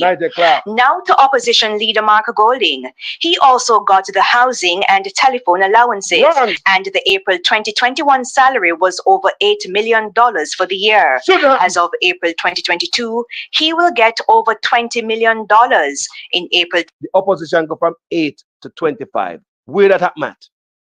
Where the hell you go from $8 million and in a couple of years it go up to 25? Jamaica say rob the country.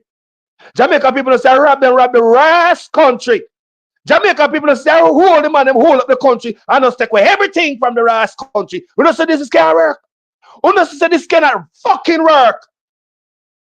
Sorry, man. Sorry, I'm going to go to a break and come back here, man. God not ever know, because I don't make me cuss my bad. Them boy, yo, when the wicked up, yo, I'll be right back, man. This is actually one of the more disturbing features, because what the investigation of the Integrity Commission has revealed is that funds were used from a charity. It's called Positive Foundation, Positive Jamaica Foundation. a charity, which, you know, by definition would have charitable purposes.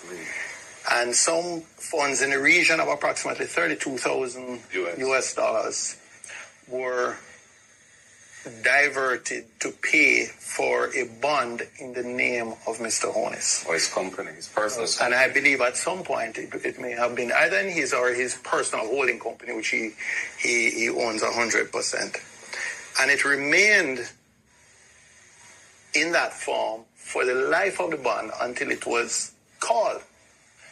And it was only after the bond had been redeemed and that transaction was now, in a sense, extinct. Is it reasonable? Closed. That, just allow me to finish, that upon questioning by the director of investigation, that an attempt was made to repay that charitable foundation. So approximately 4 years had elapsed when the funds from the charitable foundation had been used to partially pay for a bond in the name of or for the benefit of Mr. Honus. And the interest payments on the bond went into him or his personal company's account. And it's only when the Integrity Commission itself looked into this thing and said, hey, but some of the funding for this, $32,000 US of the $94,000 US cost of the bond, came from a charity with which Mr. Honus is very closely associated and is a director.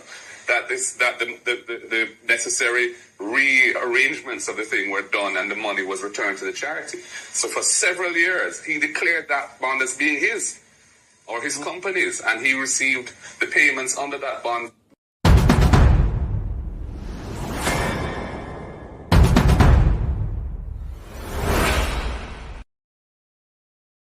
People, I must apologize for that outburst, but my head chip real quick and fast. I have to go to the door a while ago, go blow off. People, I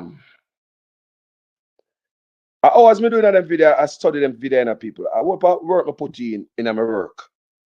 I do a lot of reading, the edit, and all of that. You know, the video I play with the Courthouse and all that, I work edit to put in people. I always want to edit that, you know. That I work hours to just edit that, like a 4 or 5 minute video. Right? Plus, me do a lot of reading. People, me read this thing, my heart hurt me to see the amount of what Nigel Clark did to the country and the owners. How the right to the pay go from $8 million to $25 million. How? Plus, you get housing allowance. What else kind of allowance you get? Whore allowance to go down a back road? What kind of else allowance do you get? For buy condom? What do you don't get? Is that more of it though? What kind of perks you do? What kind of allowance you don't get? From the poor people, and I can look on poor people about departments, and all government agencies. All the talk about tax. They are cut things, people. They are cutting things. Nigel Clark is back at us with his fiscal prudence again. The same thing he used when the teachers were negotiating. But they know what to use when they give the teacher the nibbles and bit.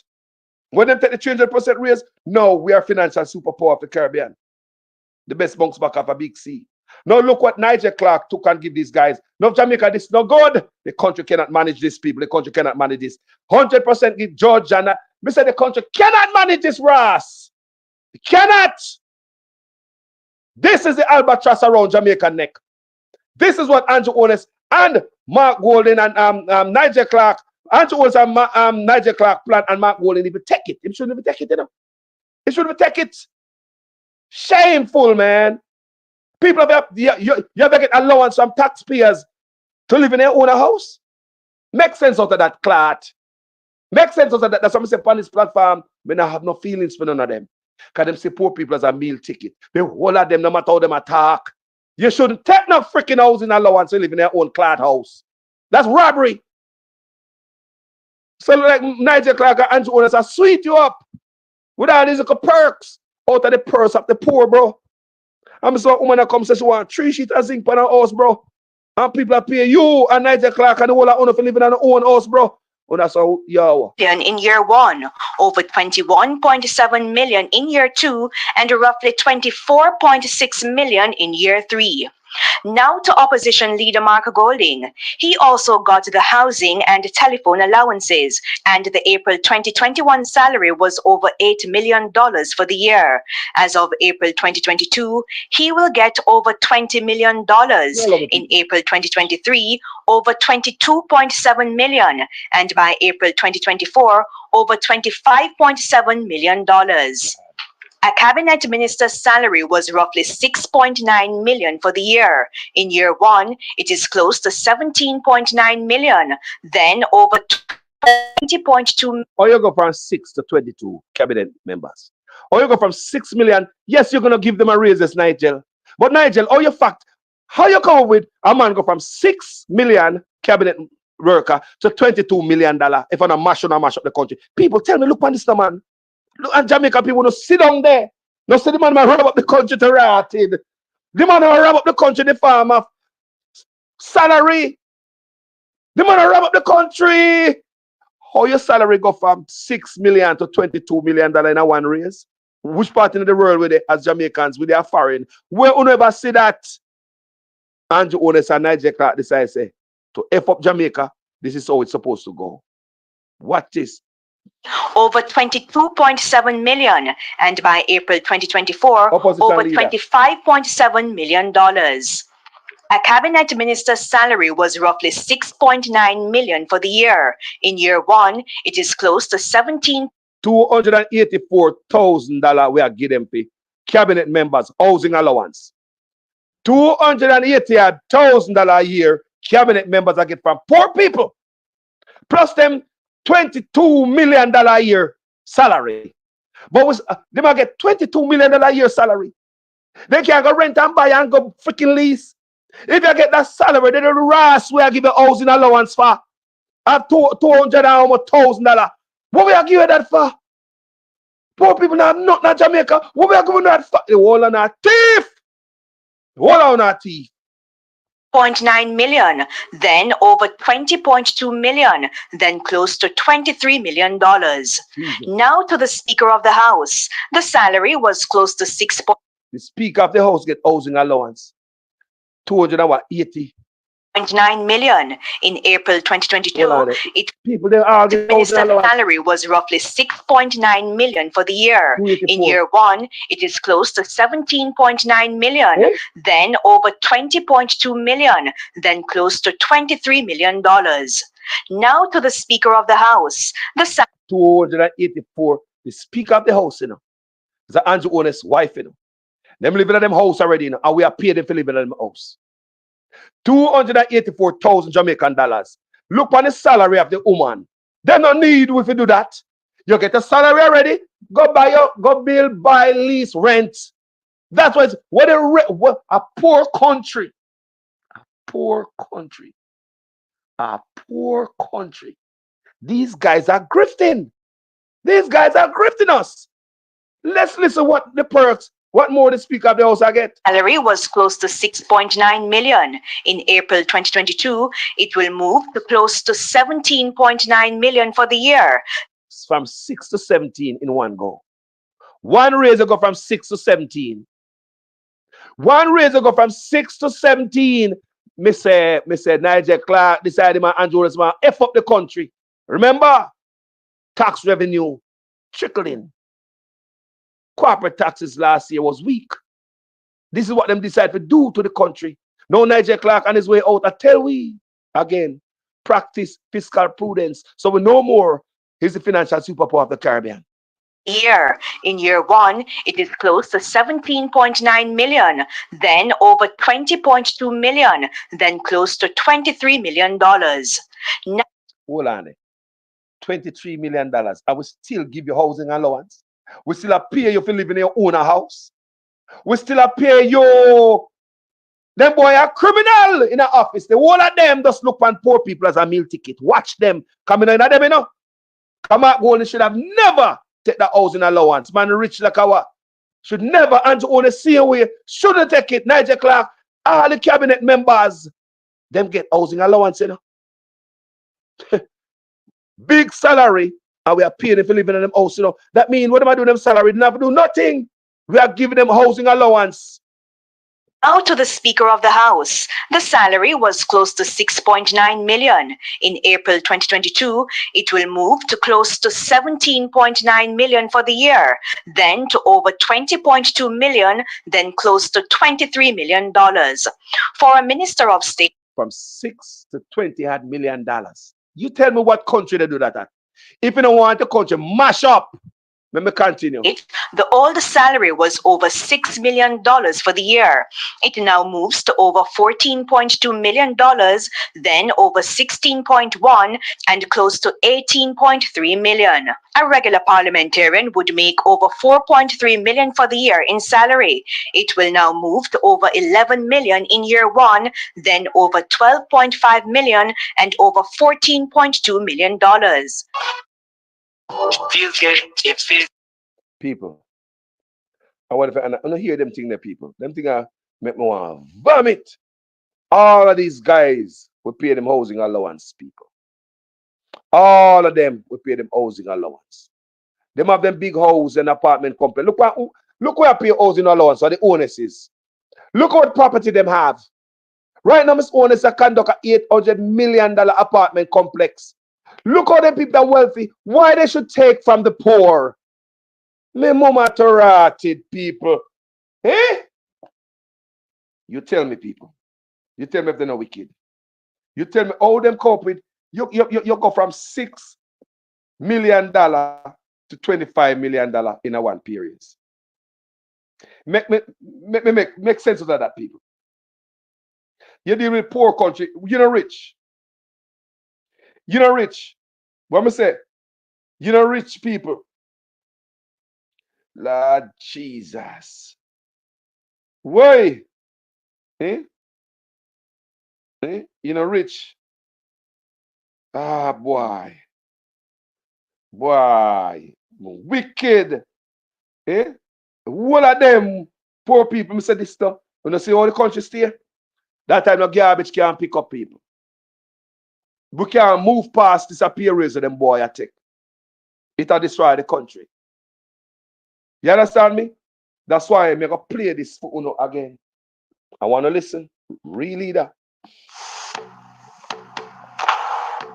Hold on, guys. I'm going to play what a real leader, the definition of a real leader. I'm going to play it again.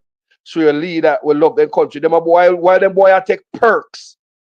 I hear man talk all kind of lie. Oh, 20 million and 28 million. Lie. Me not take no salary increase. So my salary is what it was before. And I tell you something, I feel like just keep back to. Because he's a proud man, you know. Me not like people tell lie for me.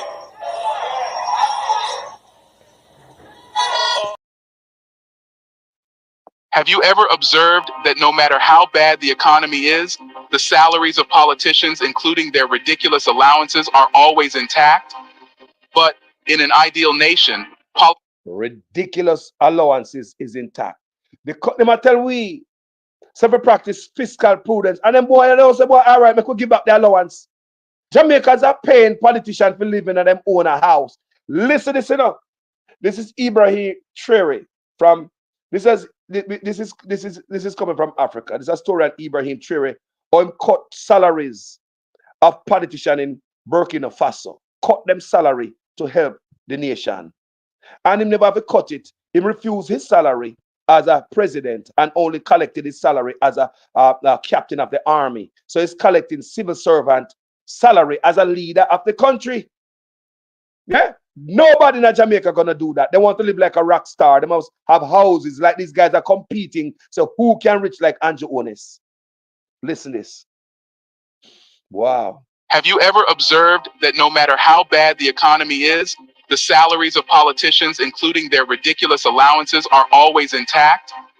But in an ideal nation, politicians are not supposed to earn exorbitant salaries when the majority of the citizens are struggling to make ends meet, because they are servants of the people. This is why the president of Burkina Faso, Captain Traore, recently announced in an interview that plans have been set in place to reduce the salary of Burkinabe politicians.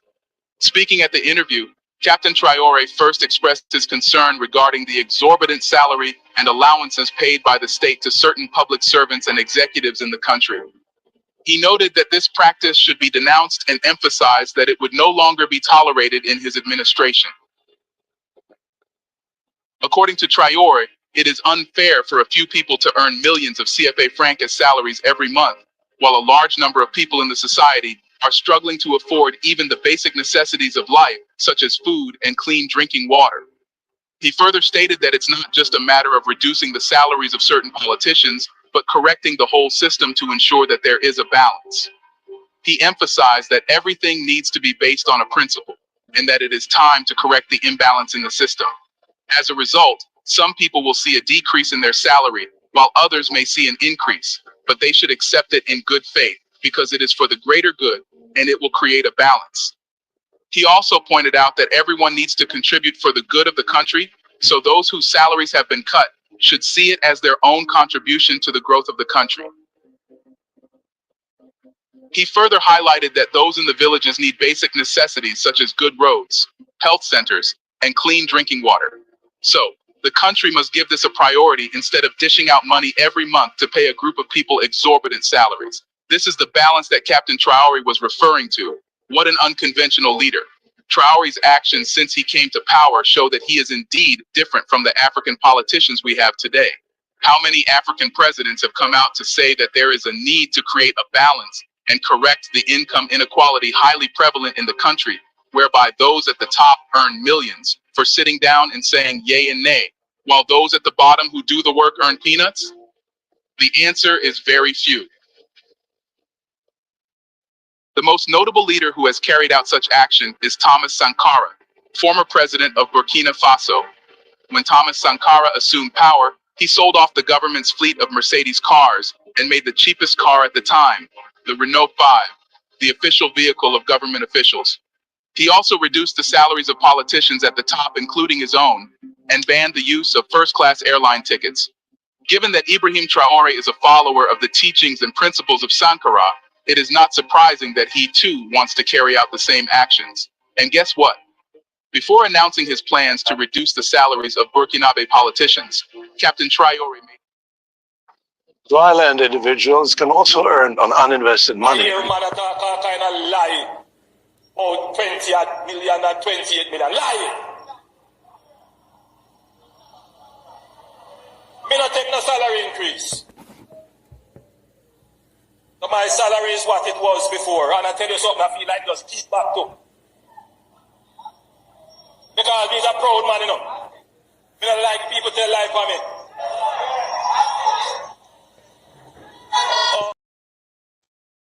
Captain Traore made headlines a few months ago when he announced that he would not take the salary of the president. Instead, he has decided to only keep the salary that he had as a military captain in order to show this spirit of sacrifice which must inhabit each Burkinabe in the current situation of our country. This is in contrast to the former military junta, Paul Henri Sandaogo Damiba, whom Ibrahim Traore overthrew and took over from. In the short time that Paul Henri Sandaogo Damiba was in office, he increased his presidential salary and that of the ministers. Captain Traore's decision to renounce his salary as president shows his commitment to leading by example and his willingness to make personal sacrifices for the good of the country. This gesture by Traore is rare and not something that just any kind of leader would do. In recent times, the only president who has opted out of the presidential salary is the military leader of Gabon, President Nguema, who announced in October last year that he would only receive the salary of his position as the commander of the presidential guard. Actions such as this make the people willing to believe that the leader cares about what they are going through. Aside from opting out of the presidential salary, Captain Traore has also proved his devotion to his country by refusing to accept a higher rank in the army in order to focus on his role as a public servant. He is also known for visiting hospitals and orphanages in his free time, showing dedication and concern for the welfare of the Burkinabe citizens. Under his administration, the executive repealed a decree issued by former President Paul Henri Damiba in April 2022, which increased the salary of the president and members of the government. The increase was so much so that one minister was receiving more than 2 million CFA francs as salary. However, Traoré repealed this decision and established the 2008 decree, which set the salary of ministers between 1 million to 1.5 million CFA franc, but likely this figure will further reduce with his new plans to reduce politicians' salaries. In addition to this, the Burkinabe ministers followed in the footsteps of Ibrahim Traoré and donated 50% of their salaries in November 2023 to the National Solidarity Fund, which helps disadvantaged Burkinabe, especially internally displaced people. There is no doubt that the Burkinabe ministers did this because their leader Ibrahim Traoré showed commitment and passion for the welfare of the Burkinabe people. How many African presidents and politicians can do this? Instead, the only thing they do is take and take. They do not just receive exorbitant salaries plus ridiculous allowances, they also steal funds set aside for infrastructure development. The annoying thing is most of these politicians were already rich before they stepped foot into the helm of leadership. Let's take Nigeria, for example. The senior lawmakers in the National House of Assembly earn 56.6 million naira every year as salary. But if you add in the regular allowances such as domestic staff, wardrobe, entertainment, and constituency, the total annual salary of Nigerian lawmakers at the National Assembly is 218.6 million naira.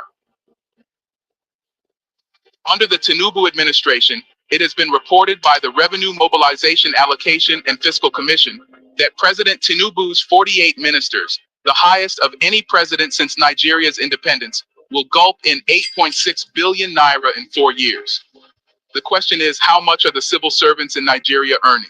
A measly amount that is not enough to buy them and their family their basic needs.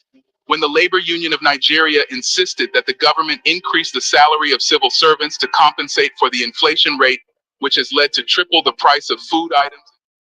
Get 0% APR on select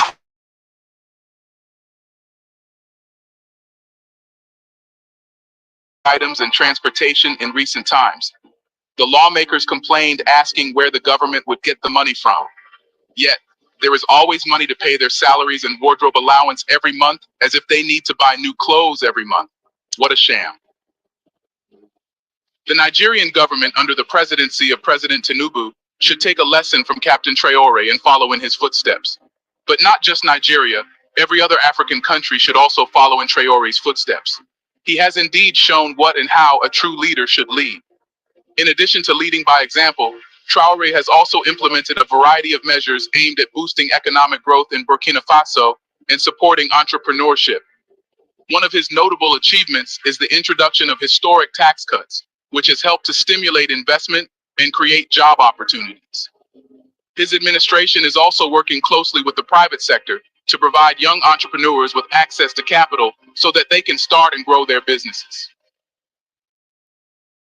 Another notable achievement that speaks of his ingenuity is the introduction of the concept of popular shareholding. Captain Traoré is a leader who believes in everybody contributing to the success and growth of the country, and it is this belief that he incorporated into the concept of popular shareholding. This concept involves the privatization of government holdings and projects, allowing citizens of the country to buy shares, invest, and share in the success of the establishment. To this end, the Traoré administration put up 20% of the government's phone company to the public. It was a huge success as it generated $60 million for the government, which was used to fund critical projects regarding development and security.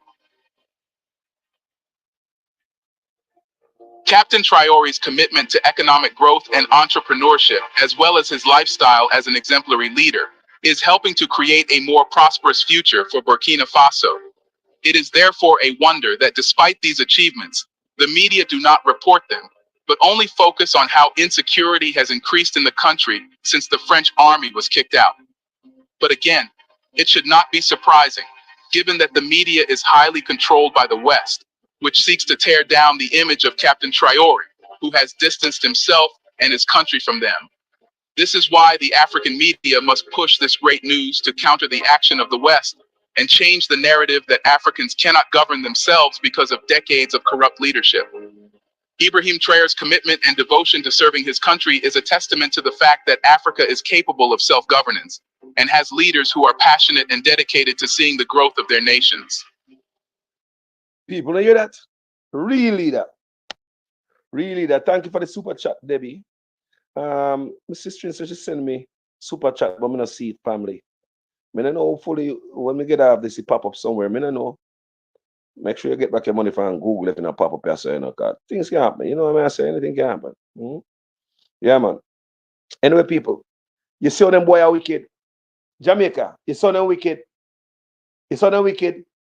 They take the biggest raise and perks and pay for them house and food and every damn thing.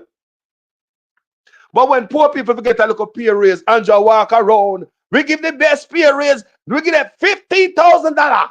We give them they say them boy expect with a name off a ground and them name on a table. Them expect with a name source of food and them name fish egg and blood clean filet mignon. The wicked heartless. Mark go and sit down there and take the perks what them give him. And I can go on like someone, I go on like Missy. Some people are putting in the comment section and say, Mark don't need the money because he's rich before him going there. Tell that to Jeff Bezos and Elon Musk and not Steve Jobs and Zuckerberg, all these tech giants will keep trying to be richer and richer and richer. See, Elon Musk does roll out some robots there. So Elon Musk is not comfortable with the amount of money. He will be richer and richer. Let me tell you a story about rich people. Nobody's greedy for money than a man who is rich. I repeat, ain't nobody greedy for money than a rich man. They know you believe ain't getting money. You think I just give it away like me and you? Everybody always say, make we send our money in the charity, go give them. That is just for poor people. That is reserved for us. Poor people and rich people work so. Rich people have the heart for nothing. You think? Look at the comment section where say, help I go to Jamaica. How you think Bill House, when for Auntie Dana, send money for Auntie Dana for Bill House and any charity? Who you think I help? You think I rich people? Most of the people who help us so them bill can make it. If some people tell us what them I take from, send a $2 come give you make us sad. You said, Jesus. If some people tell you what them I get from, to come give you $2, $20, $10, $5, are poor people. Rich people are the tightest. That's why they get to be rich. They keep their money. Me and you poor, make we get our money. Enough of we as poor people right now, we say, boy, if we win the lotto, the first thing we are do, well, me gonna do, first thing me gonna do, I buy myself a house. But me and more people be help. Me gonna help out this. I lie me I tell. How much I want the poor people you saw? I said to myself right now, if we don't win the lotto, we have a army of people to help. I want the poor, you know. On the poor, but I want have the love in our heart of charity. Yeah? Poor people, rich people not busy with nobody. Yeah, you must say? Rich people are the tightest. So now I don't want a man come tell me, say, Mark Golding having money, I don't need any more money. Which rich man don't need the money? So Mark Golding just open some new business in a proven man and I spread out in the Caribbean. So I'm rich. Come on, man. Come on. You know, some poor people think like that. Yep, and we poor people think like that. But just pay attention. Look at Mark Zuckerberg, Facebook, Jeff Bezos, Amazon. Take a look at Elon Musk, SpaceX, Tesla, and all that. Look at those men. You will realize that these men are rich. Not rich people, wealthy. Generation of a generation. Mark Golding can't compare to that type of wealth. Honestly, Mark Golding don't come close to those kind of wealth. This is a new wealth, tech wealth, new farm wealth. The biggest thing. Yeah. But these guys still are create new stuff. Want to do stuff different.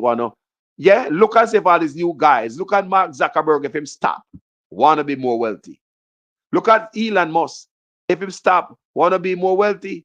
Look at Jeff Bezos from Amazon. Them have Amazon Prime, Amazon this, Amazon that. Every day they copy something brand new. Facebook, same way. Yeah? Every day they copy something brand new. Facebook just lay off a lot of people. Just recently in Silicon Valley. One hacker way. I want you guys to know the Facebook address outside of San Francisco is one hacker. Just like the hacker. H-A-C-K-E-R way. I tell you. So Facebook is laying off people. Them say it aligned with their future plans. What is their future plans? AI. So all these people used to sit down and do this, that, and the other. AI people. So hold on. If Mark Zuckerberg they care about the people, why get rid of them and go for AI? So you want more efficiency. AI now say, I want lunch break. AI now take no sick leave. AI now take maternity leave. AI now use the restroom and use out your water and the toilet paper. AI, you don't have to turn on the light for them. You understand me? So why Mark Zuckerberg so rich still have to lay off the people them to save money, make more money and put more money in their pocket. He rich enough. All right. Elon Musk, him have a Tesla, him have a SpaceX, him have all that stuff. Me just see my road out how much 100 robots day that day. Why Elon Musk going down that road? He not rich already? Jesus, the man rich, wealthy. Why is he doing that? Eh? When you check out Jeff Bezos, look at him. Amazon this, Amazon that, Amazon this, and just a minute, in a minute, them don't need no drivers over Amazon because they will have driverless trucks. That's where the whole of them are look for go. You understand what Carlos are saying? Uber started just a tech firm. Uber not started no car. Uber owned no vehicle. Unless lately they start buy a vehicle, because I'm sure if they're gonna go driverless, they'll go purchase their own fleet of cars. Look on it good. Uber have to purchase their own fleet of cars if they're thinking about going driverless. Uber when have no car, make so much money, but instead of them rich now, you know, instead of give the driver them more money now because drivers make them rich. Guess what Uber try to do? Get rid of the driver them now and get driverless car. Come here again, people in the comment section. What we say about rich people again? Nobody on the earth love money like rich people. So next time you hear people say, Mark Golden is rich, what kind of rich are we talking about? Are we talking about wealthy? He's not rich like these guys. So let's not go there. And you see them guys still are hunted. So nobody love money like rich people. So don't tell me Mark Golden is not going to come in there and try to look money. Just hope and pray that him do different. Right? That's all I have to hold on upon, you know. The promise, you know. The promise, and hope this man promise come true and live up to him promise. That's all. Because nobody could have promised like Andrew Honest. Me not say Mark now come in and come do better.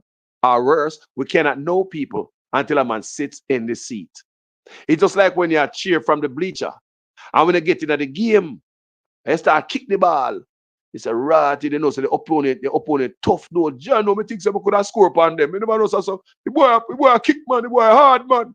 And you gone back in and you gonna see and say, boy, me think say the easy, boy. John, no, me think say, yeah, man, come in there, and I say, boy, I think the easy. But when I go there, I say, the boy, I play hard, brother. We could score one goal. I hope they make sense to you guys. But love you, manners and respect. Yeah, let me tell you people, with job, I get tech way. I just did a video the other day. Over 1,600 young people in Jamaica who work at BPO call centers have lost their job. 1,600 to start. And they say more call centers in Jamaica shutting down.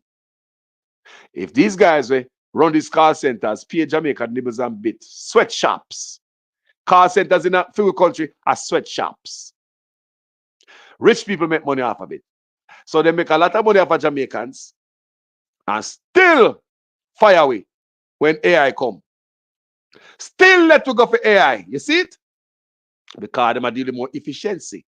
When I got toilet too much and flush toilet and use up their water, their toilet paper, the fountain, the water fountain, they might get it maintained or this and that. They might keep the lights on for uno. Plus on a sick leave, they might pay an hourly salary. Plus on a talk back, they might fire suspend, kind of come late. People take sick and go out. AI don't do that. So look what they are doing. They are removing the jobs from poor people at Jamaica. Andrew Honest are ready for this yet. Kim wasn't making an off-ramp for the thousands of youths in Jamaica about to be laid off. You hear me talk about Portmore into Silicon Valley? Bro, stop lying to Jamaica people. Have you turned the market, have you built the upstairs and downstairs market in a Falmouth yet? Andrew Honest? Me hear you talk about Silicon Valley and over Portmore. I vote him and looking at people. What a man can lie, man. No man can. Boy. Andrew Honest, before you go to Silicon Valley or Portmore, here I promise. The last election, bro, you know, promise upstairs and downstairs market of a Falmouth. Andrew Honest, wait there. It start yet? All right, Andrew Honest. What about the Spark program? The last election, you know, you run panny, you know, Andrew Honest. The Spark program. How come all the road is fix it? Right now, or you talk about it the last election, I believe say by now, most of the road in Jamaica are fixed. Now we're still at the assessment level. Yeah, Jonas, we're still at the assessment level.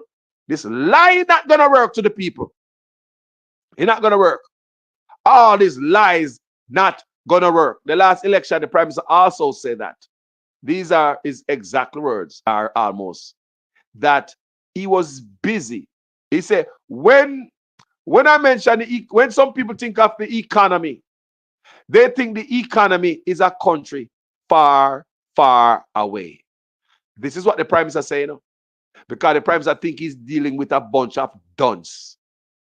For any Prime Minister to come out, what politician in a what world, what country would come out come say some dumb comment like that? When he mention the economy, some people think the economy is a country far, far away. Tell me, sir, the Prime Minister not knows I don't see my deal with. Tell me, sir, Andrew Waters I don't say most liberate I don't. Tell me, sir, Andrew Waters I believe say liberate them I don't. Just tell me that. Tell me, sir, Andrew Waters I believe say the people who are listening I don't. When you think about the economy, some people think it's a country far, far away. The Prime Minister also said that he was busy balancing the economy. And now that economy has been balanced, he's ready to share the dividends. Isn't that what he said in the last election? I play those videos. I pay attention. I have videos out there when I do. Him say he was busy balancing the economy. And now the economy has been balanced. He's ready to share the dividends. Where the dividends there? Now, Mr. Clark, I tell we say, you know, the government departments and agencies and ministries, there is a cut over time. That means a cut in a budget. Do you understand what Carlos is saying? Government ministries, government departments, government agencies in Jamaica, budget cut. I tell you, no, budget cut. No more overtime. Yeah? So hold on. So police, we're going to short a manpower when it comes to police or nurses or whatever it takes to, whatever overtime it takes to get the country function. That's where we are to these people. They say these boys are wicked. You don't say these people are wicked people. Eh? You say these people are wicked. So the call centers in Jamaica are about to, them start already spit out thousands of youth with tech knowledge. Enough of them have left the place and they now left empty hand or empty pocket. Them have all type of information that they where the scammer them want. Them people work at the call center there. A lot of information them go through them hand where scammer want. Enough of them even sell lead list and sit to scammer. You know that? Yeah, man. I'm ready that are ready. So them know so them a get fire and a chopping them have to go chop. So that means that them boy are download stuff way ahead before them left. So what about people information and get compromised? You fire the young people and what them are gonna do? Them not have nothing for them, you know. They talk about how them look past the boy. Maybe me can't go our next call center, no? All cut is coming for all you call centers. Me and such man talk about my town Silicon Valley in Portmore in a Silicon Valley. Tell the man to go fix the courthouse first. Tell them to go fix the tax business first. Tell them to go fix the road first. Country, you promise too much tough and a country like in no money. So Nigel Clark come and tell us we're broke. We end up in that trouble if we don't watch how much money we are spending on overtime. While such men promise all type of stuff in the world. Lie, you know. People, tough days ahead. Thank you so much, people. Yeah, man. This is a brother in a power. Let me tell you something. Andrew Owner should step down, you know. It is not right for a man under investigation to be in the office. Whether a police, soldier, principal, or a person at your job, any old job, if you're under this kind of investigation, you're suspended, sent home, pending investigation. The Prime Minister don't do that. But the people of Jamaica are so weak and the opposition is weak as hell. The opposition is weak. Somehow not like when we talk about Mark Golding. Come off from my page right now. Come here, go talk about Mark Golding. Come off right now. Come off from my page right now if you don't like when we talk about Mark Golding. Right this minute, don't make your head hurt or make your blood pressure go up. Because somehow not willing to give Mark Golding the country just like Andrew Honest, and I hold him accountable. Now, Mark Golding promised us the first week we've watched the online Parliament online, right? People's Parliament online. May I wait for some explanation of the other part of the Integrity Commission report on Andrew Honest? We can't hear it. Some people are saying, well, boy, because Andrew Honest got tied up in a court, the PNP, them can't say nothing about it. But under that, my understanding, that's not my understanding.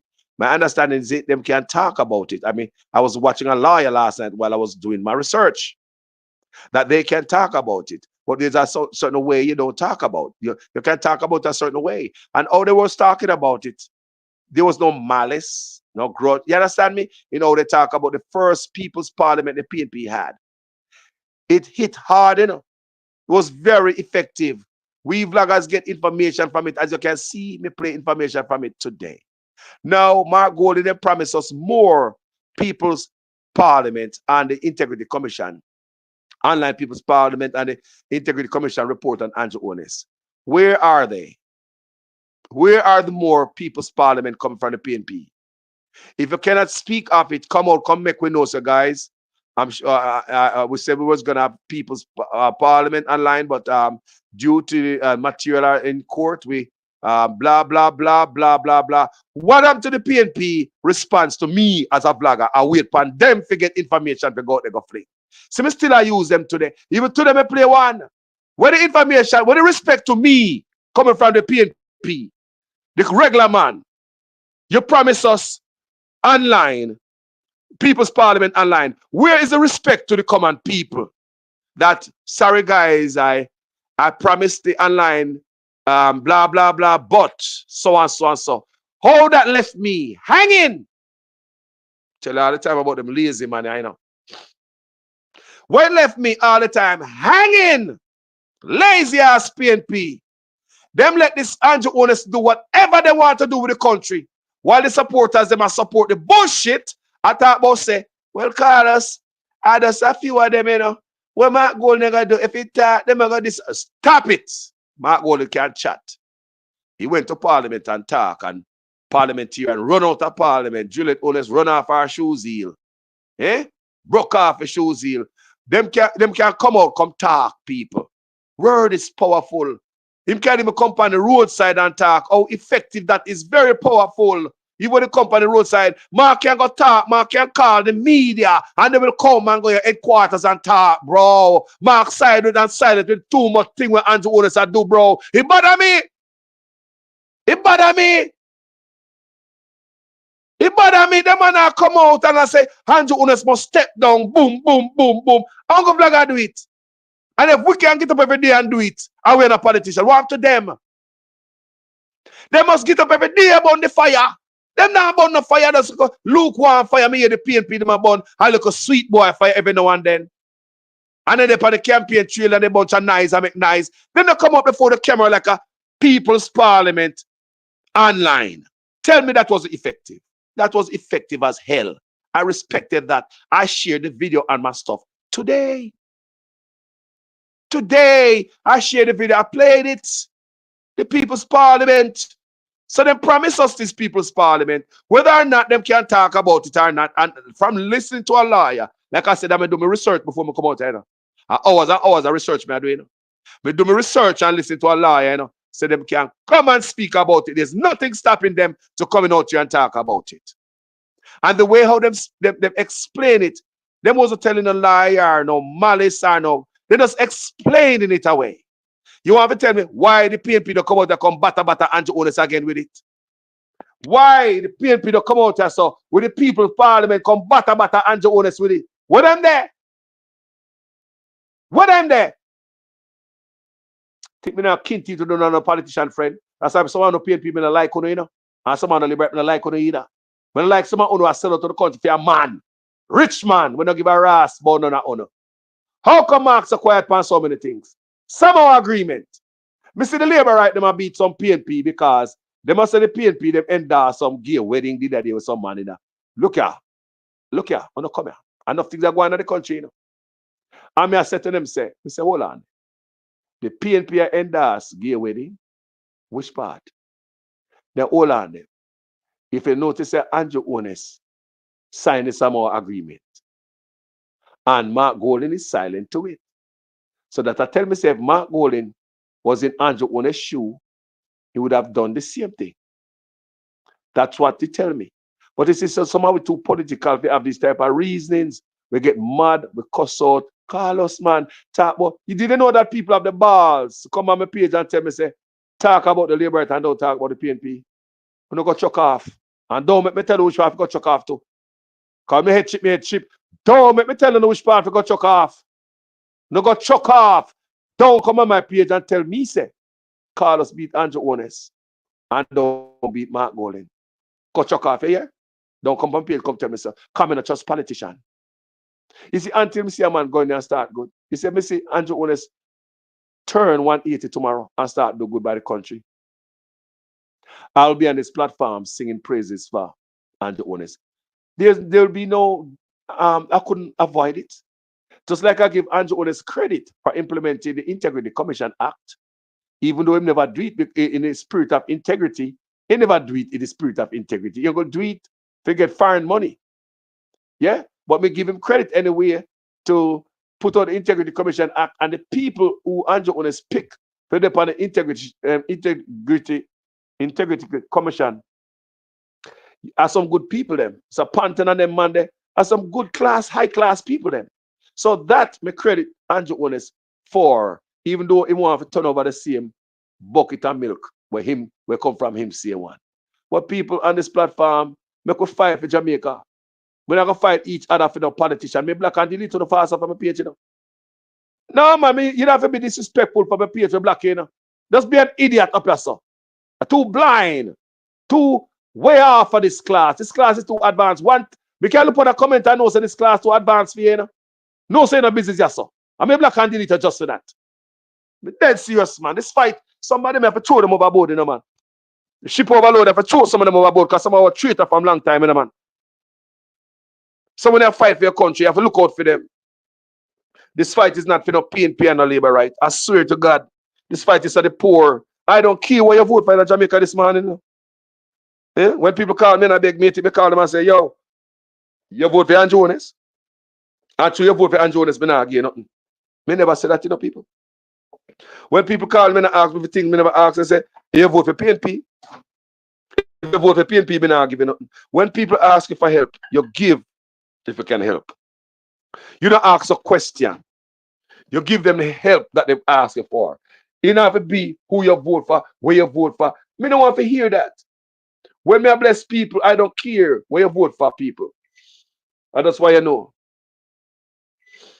And that's why you know that people who ask for help, I don't ask them who you vote for. It don't matter me. You are a human being who call my phone. Where politics are going at, I go.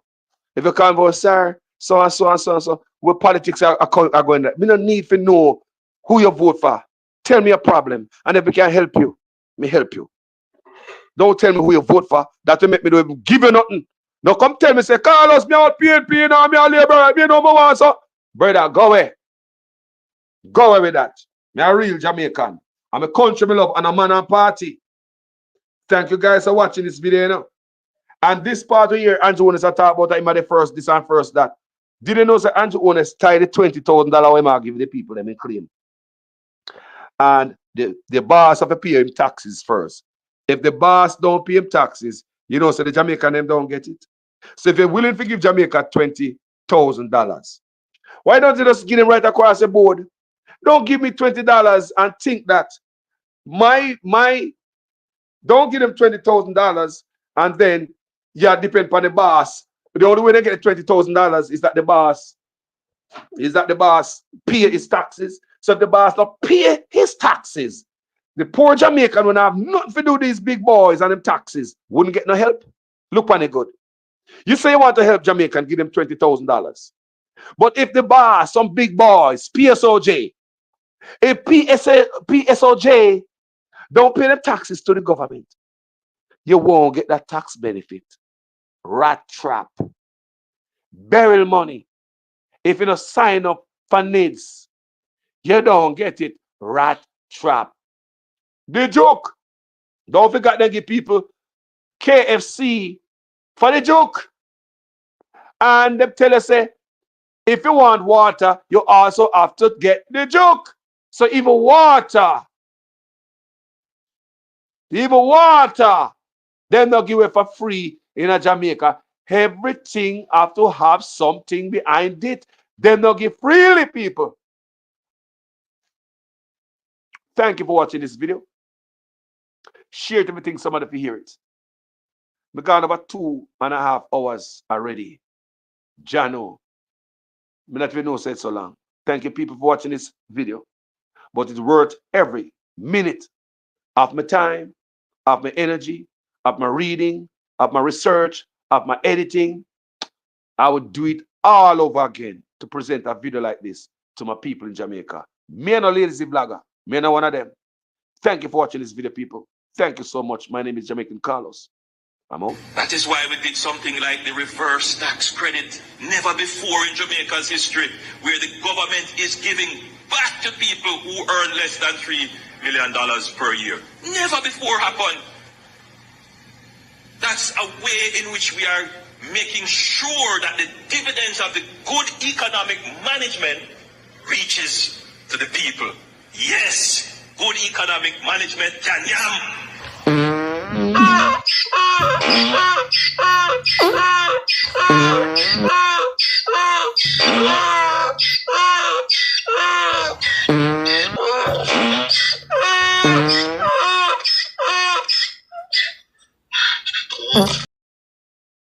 I needed a little clarity myself, so just to be clear.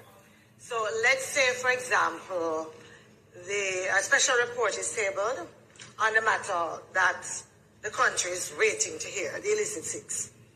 That would come to the House and go straight to the... On a point of order, I do not know of what you're speaking, member. It's a... I don't know, no. Please remove that comment. Please remove that comment. That comment is inappropriate, doesn't belong in the House, and is not included in any document submitted in this honorable House. Please remove your comment. I've heard what you said, Madam Speaker. And Hansard, please strike the comment.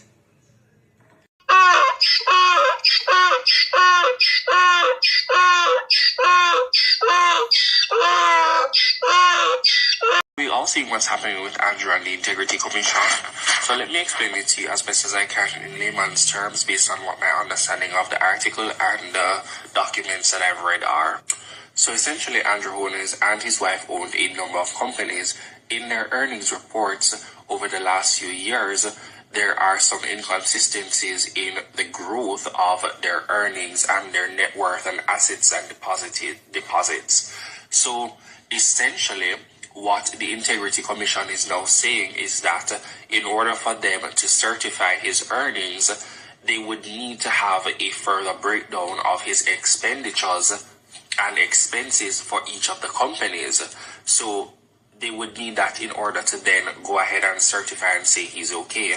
So essentially, Andrew is saying that he's not willing to give them that because that is a breach of his privacy. So what he is now challenging is a portion of anti-corruption legislation, saying that is unconstitutional because what they're asking for does not protect his privacy. And everything that's in the Constitution, such as the right to privacy, it takes precedence, meaning that it supersedes anything that comes after, such as like anti-corruption legislation. So if in essence it breaches his constitutional right for privacy, then he does somewhat have a case. Now, I'm a huge supporter of the Jamaica Labour Party. Everybody knows this. However, at this juncture, I'm not able to continue to make excuses for the Prime Minister. What he is attempting to do is actually quite disgraceful and disappointing. Years from now, we will look back at the Andrew Holness tenure and be disgusted at some of the things that we have allowed to happen. Now, while I have genuine love for Andrew and I think he is much better of a leader than the opposition, I think that there are a lot of blunders that have happened in his leadership. The Prime Minister's wife being in representational politics has always caused ethical concerns. The fact that he snuck her in as a member of Parliament and then promoted her to Speaker of the House is highly inappropriate. And while I don't question her effectiveness, as I think she's excelled in both roles, it's definitely always been a conflict of interest. While I've traditionally supported the Jamaican Labour Party and Andrew Holness and his administration, I think that it would be in very good taste if he just gave them what they wanted. It would also show that he respects the Integrity Commission and the anti-corruption legislation. The fact that he's going to these lengths to not comply.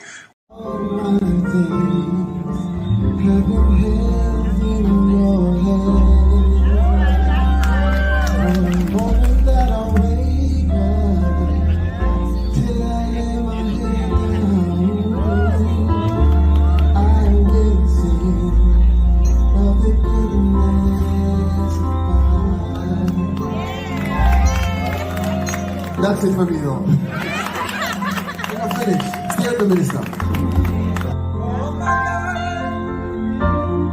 All my life you have been so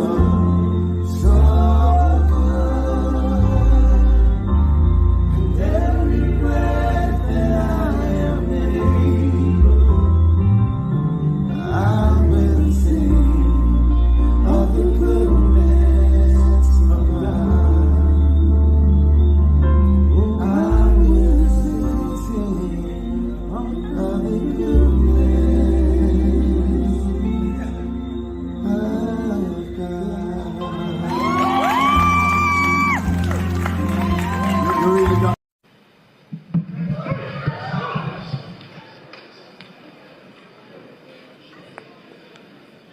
Take up your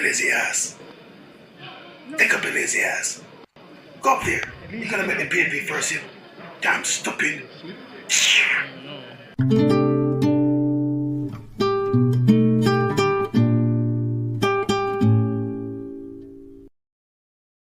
What is the difference between the ordinary thief and a political thief? Number one, the ordinary thief steals your money, your bag, your watch, and your jewelry, isn't it? But the political thief steals your future, your career, your education, your health, and your business. Number two, the hilarious part is that the ordinary thief will choose whom to rob. But you are the one who choose the political thief to rob you. Because we choose them. We vote them. We blindly say we are not blind. Who is deceiving who? The ridiculous part of the whole issue is that we will fight to defend and protect our belongings from the ordinary thief. Is it not? But we fight each other to defend and protect the political thief. Is that not what we do? Thugs will be fighting themselves to protect those that are stealing our career, stealing our joy, stealing our health, stealing our success. What a shame. What a travesty. Calls for us to think and think deep. Mr. Prime Minister, Minister of Health and Wellness, those of you who craft this order, I don't know what to say to you, but the Holy Ghost within me tells me that this order is working against the church, is working against the body of Christ. Mr. Prime Minister, I was watching a program last night and you declare me to be your good friend.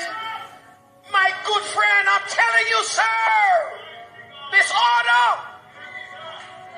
God gets no glory out of it. And it's making the society worse than it ought to be.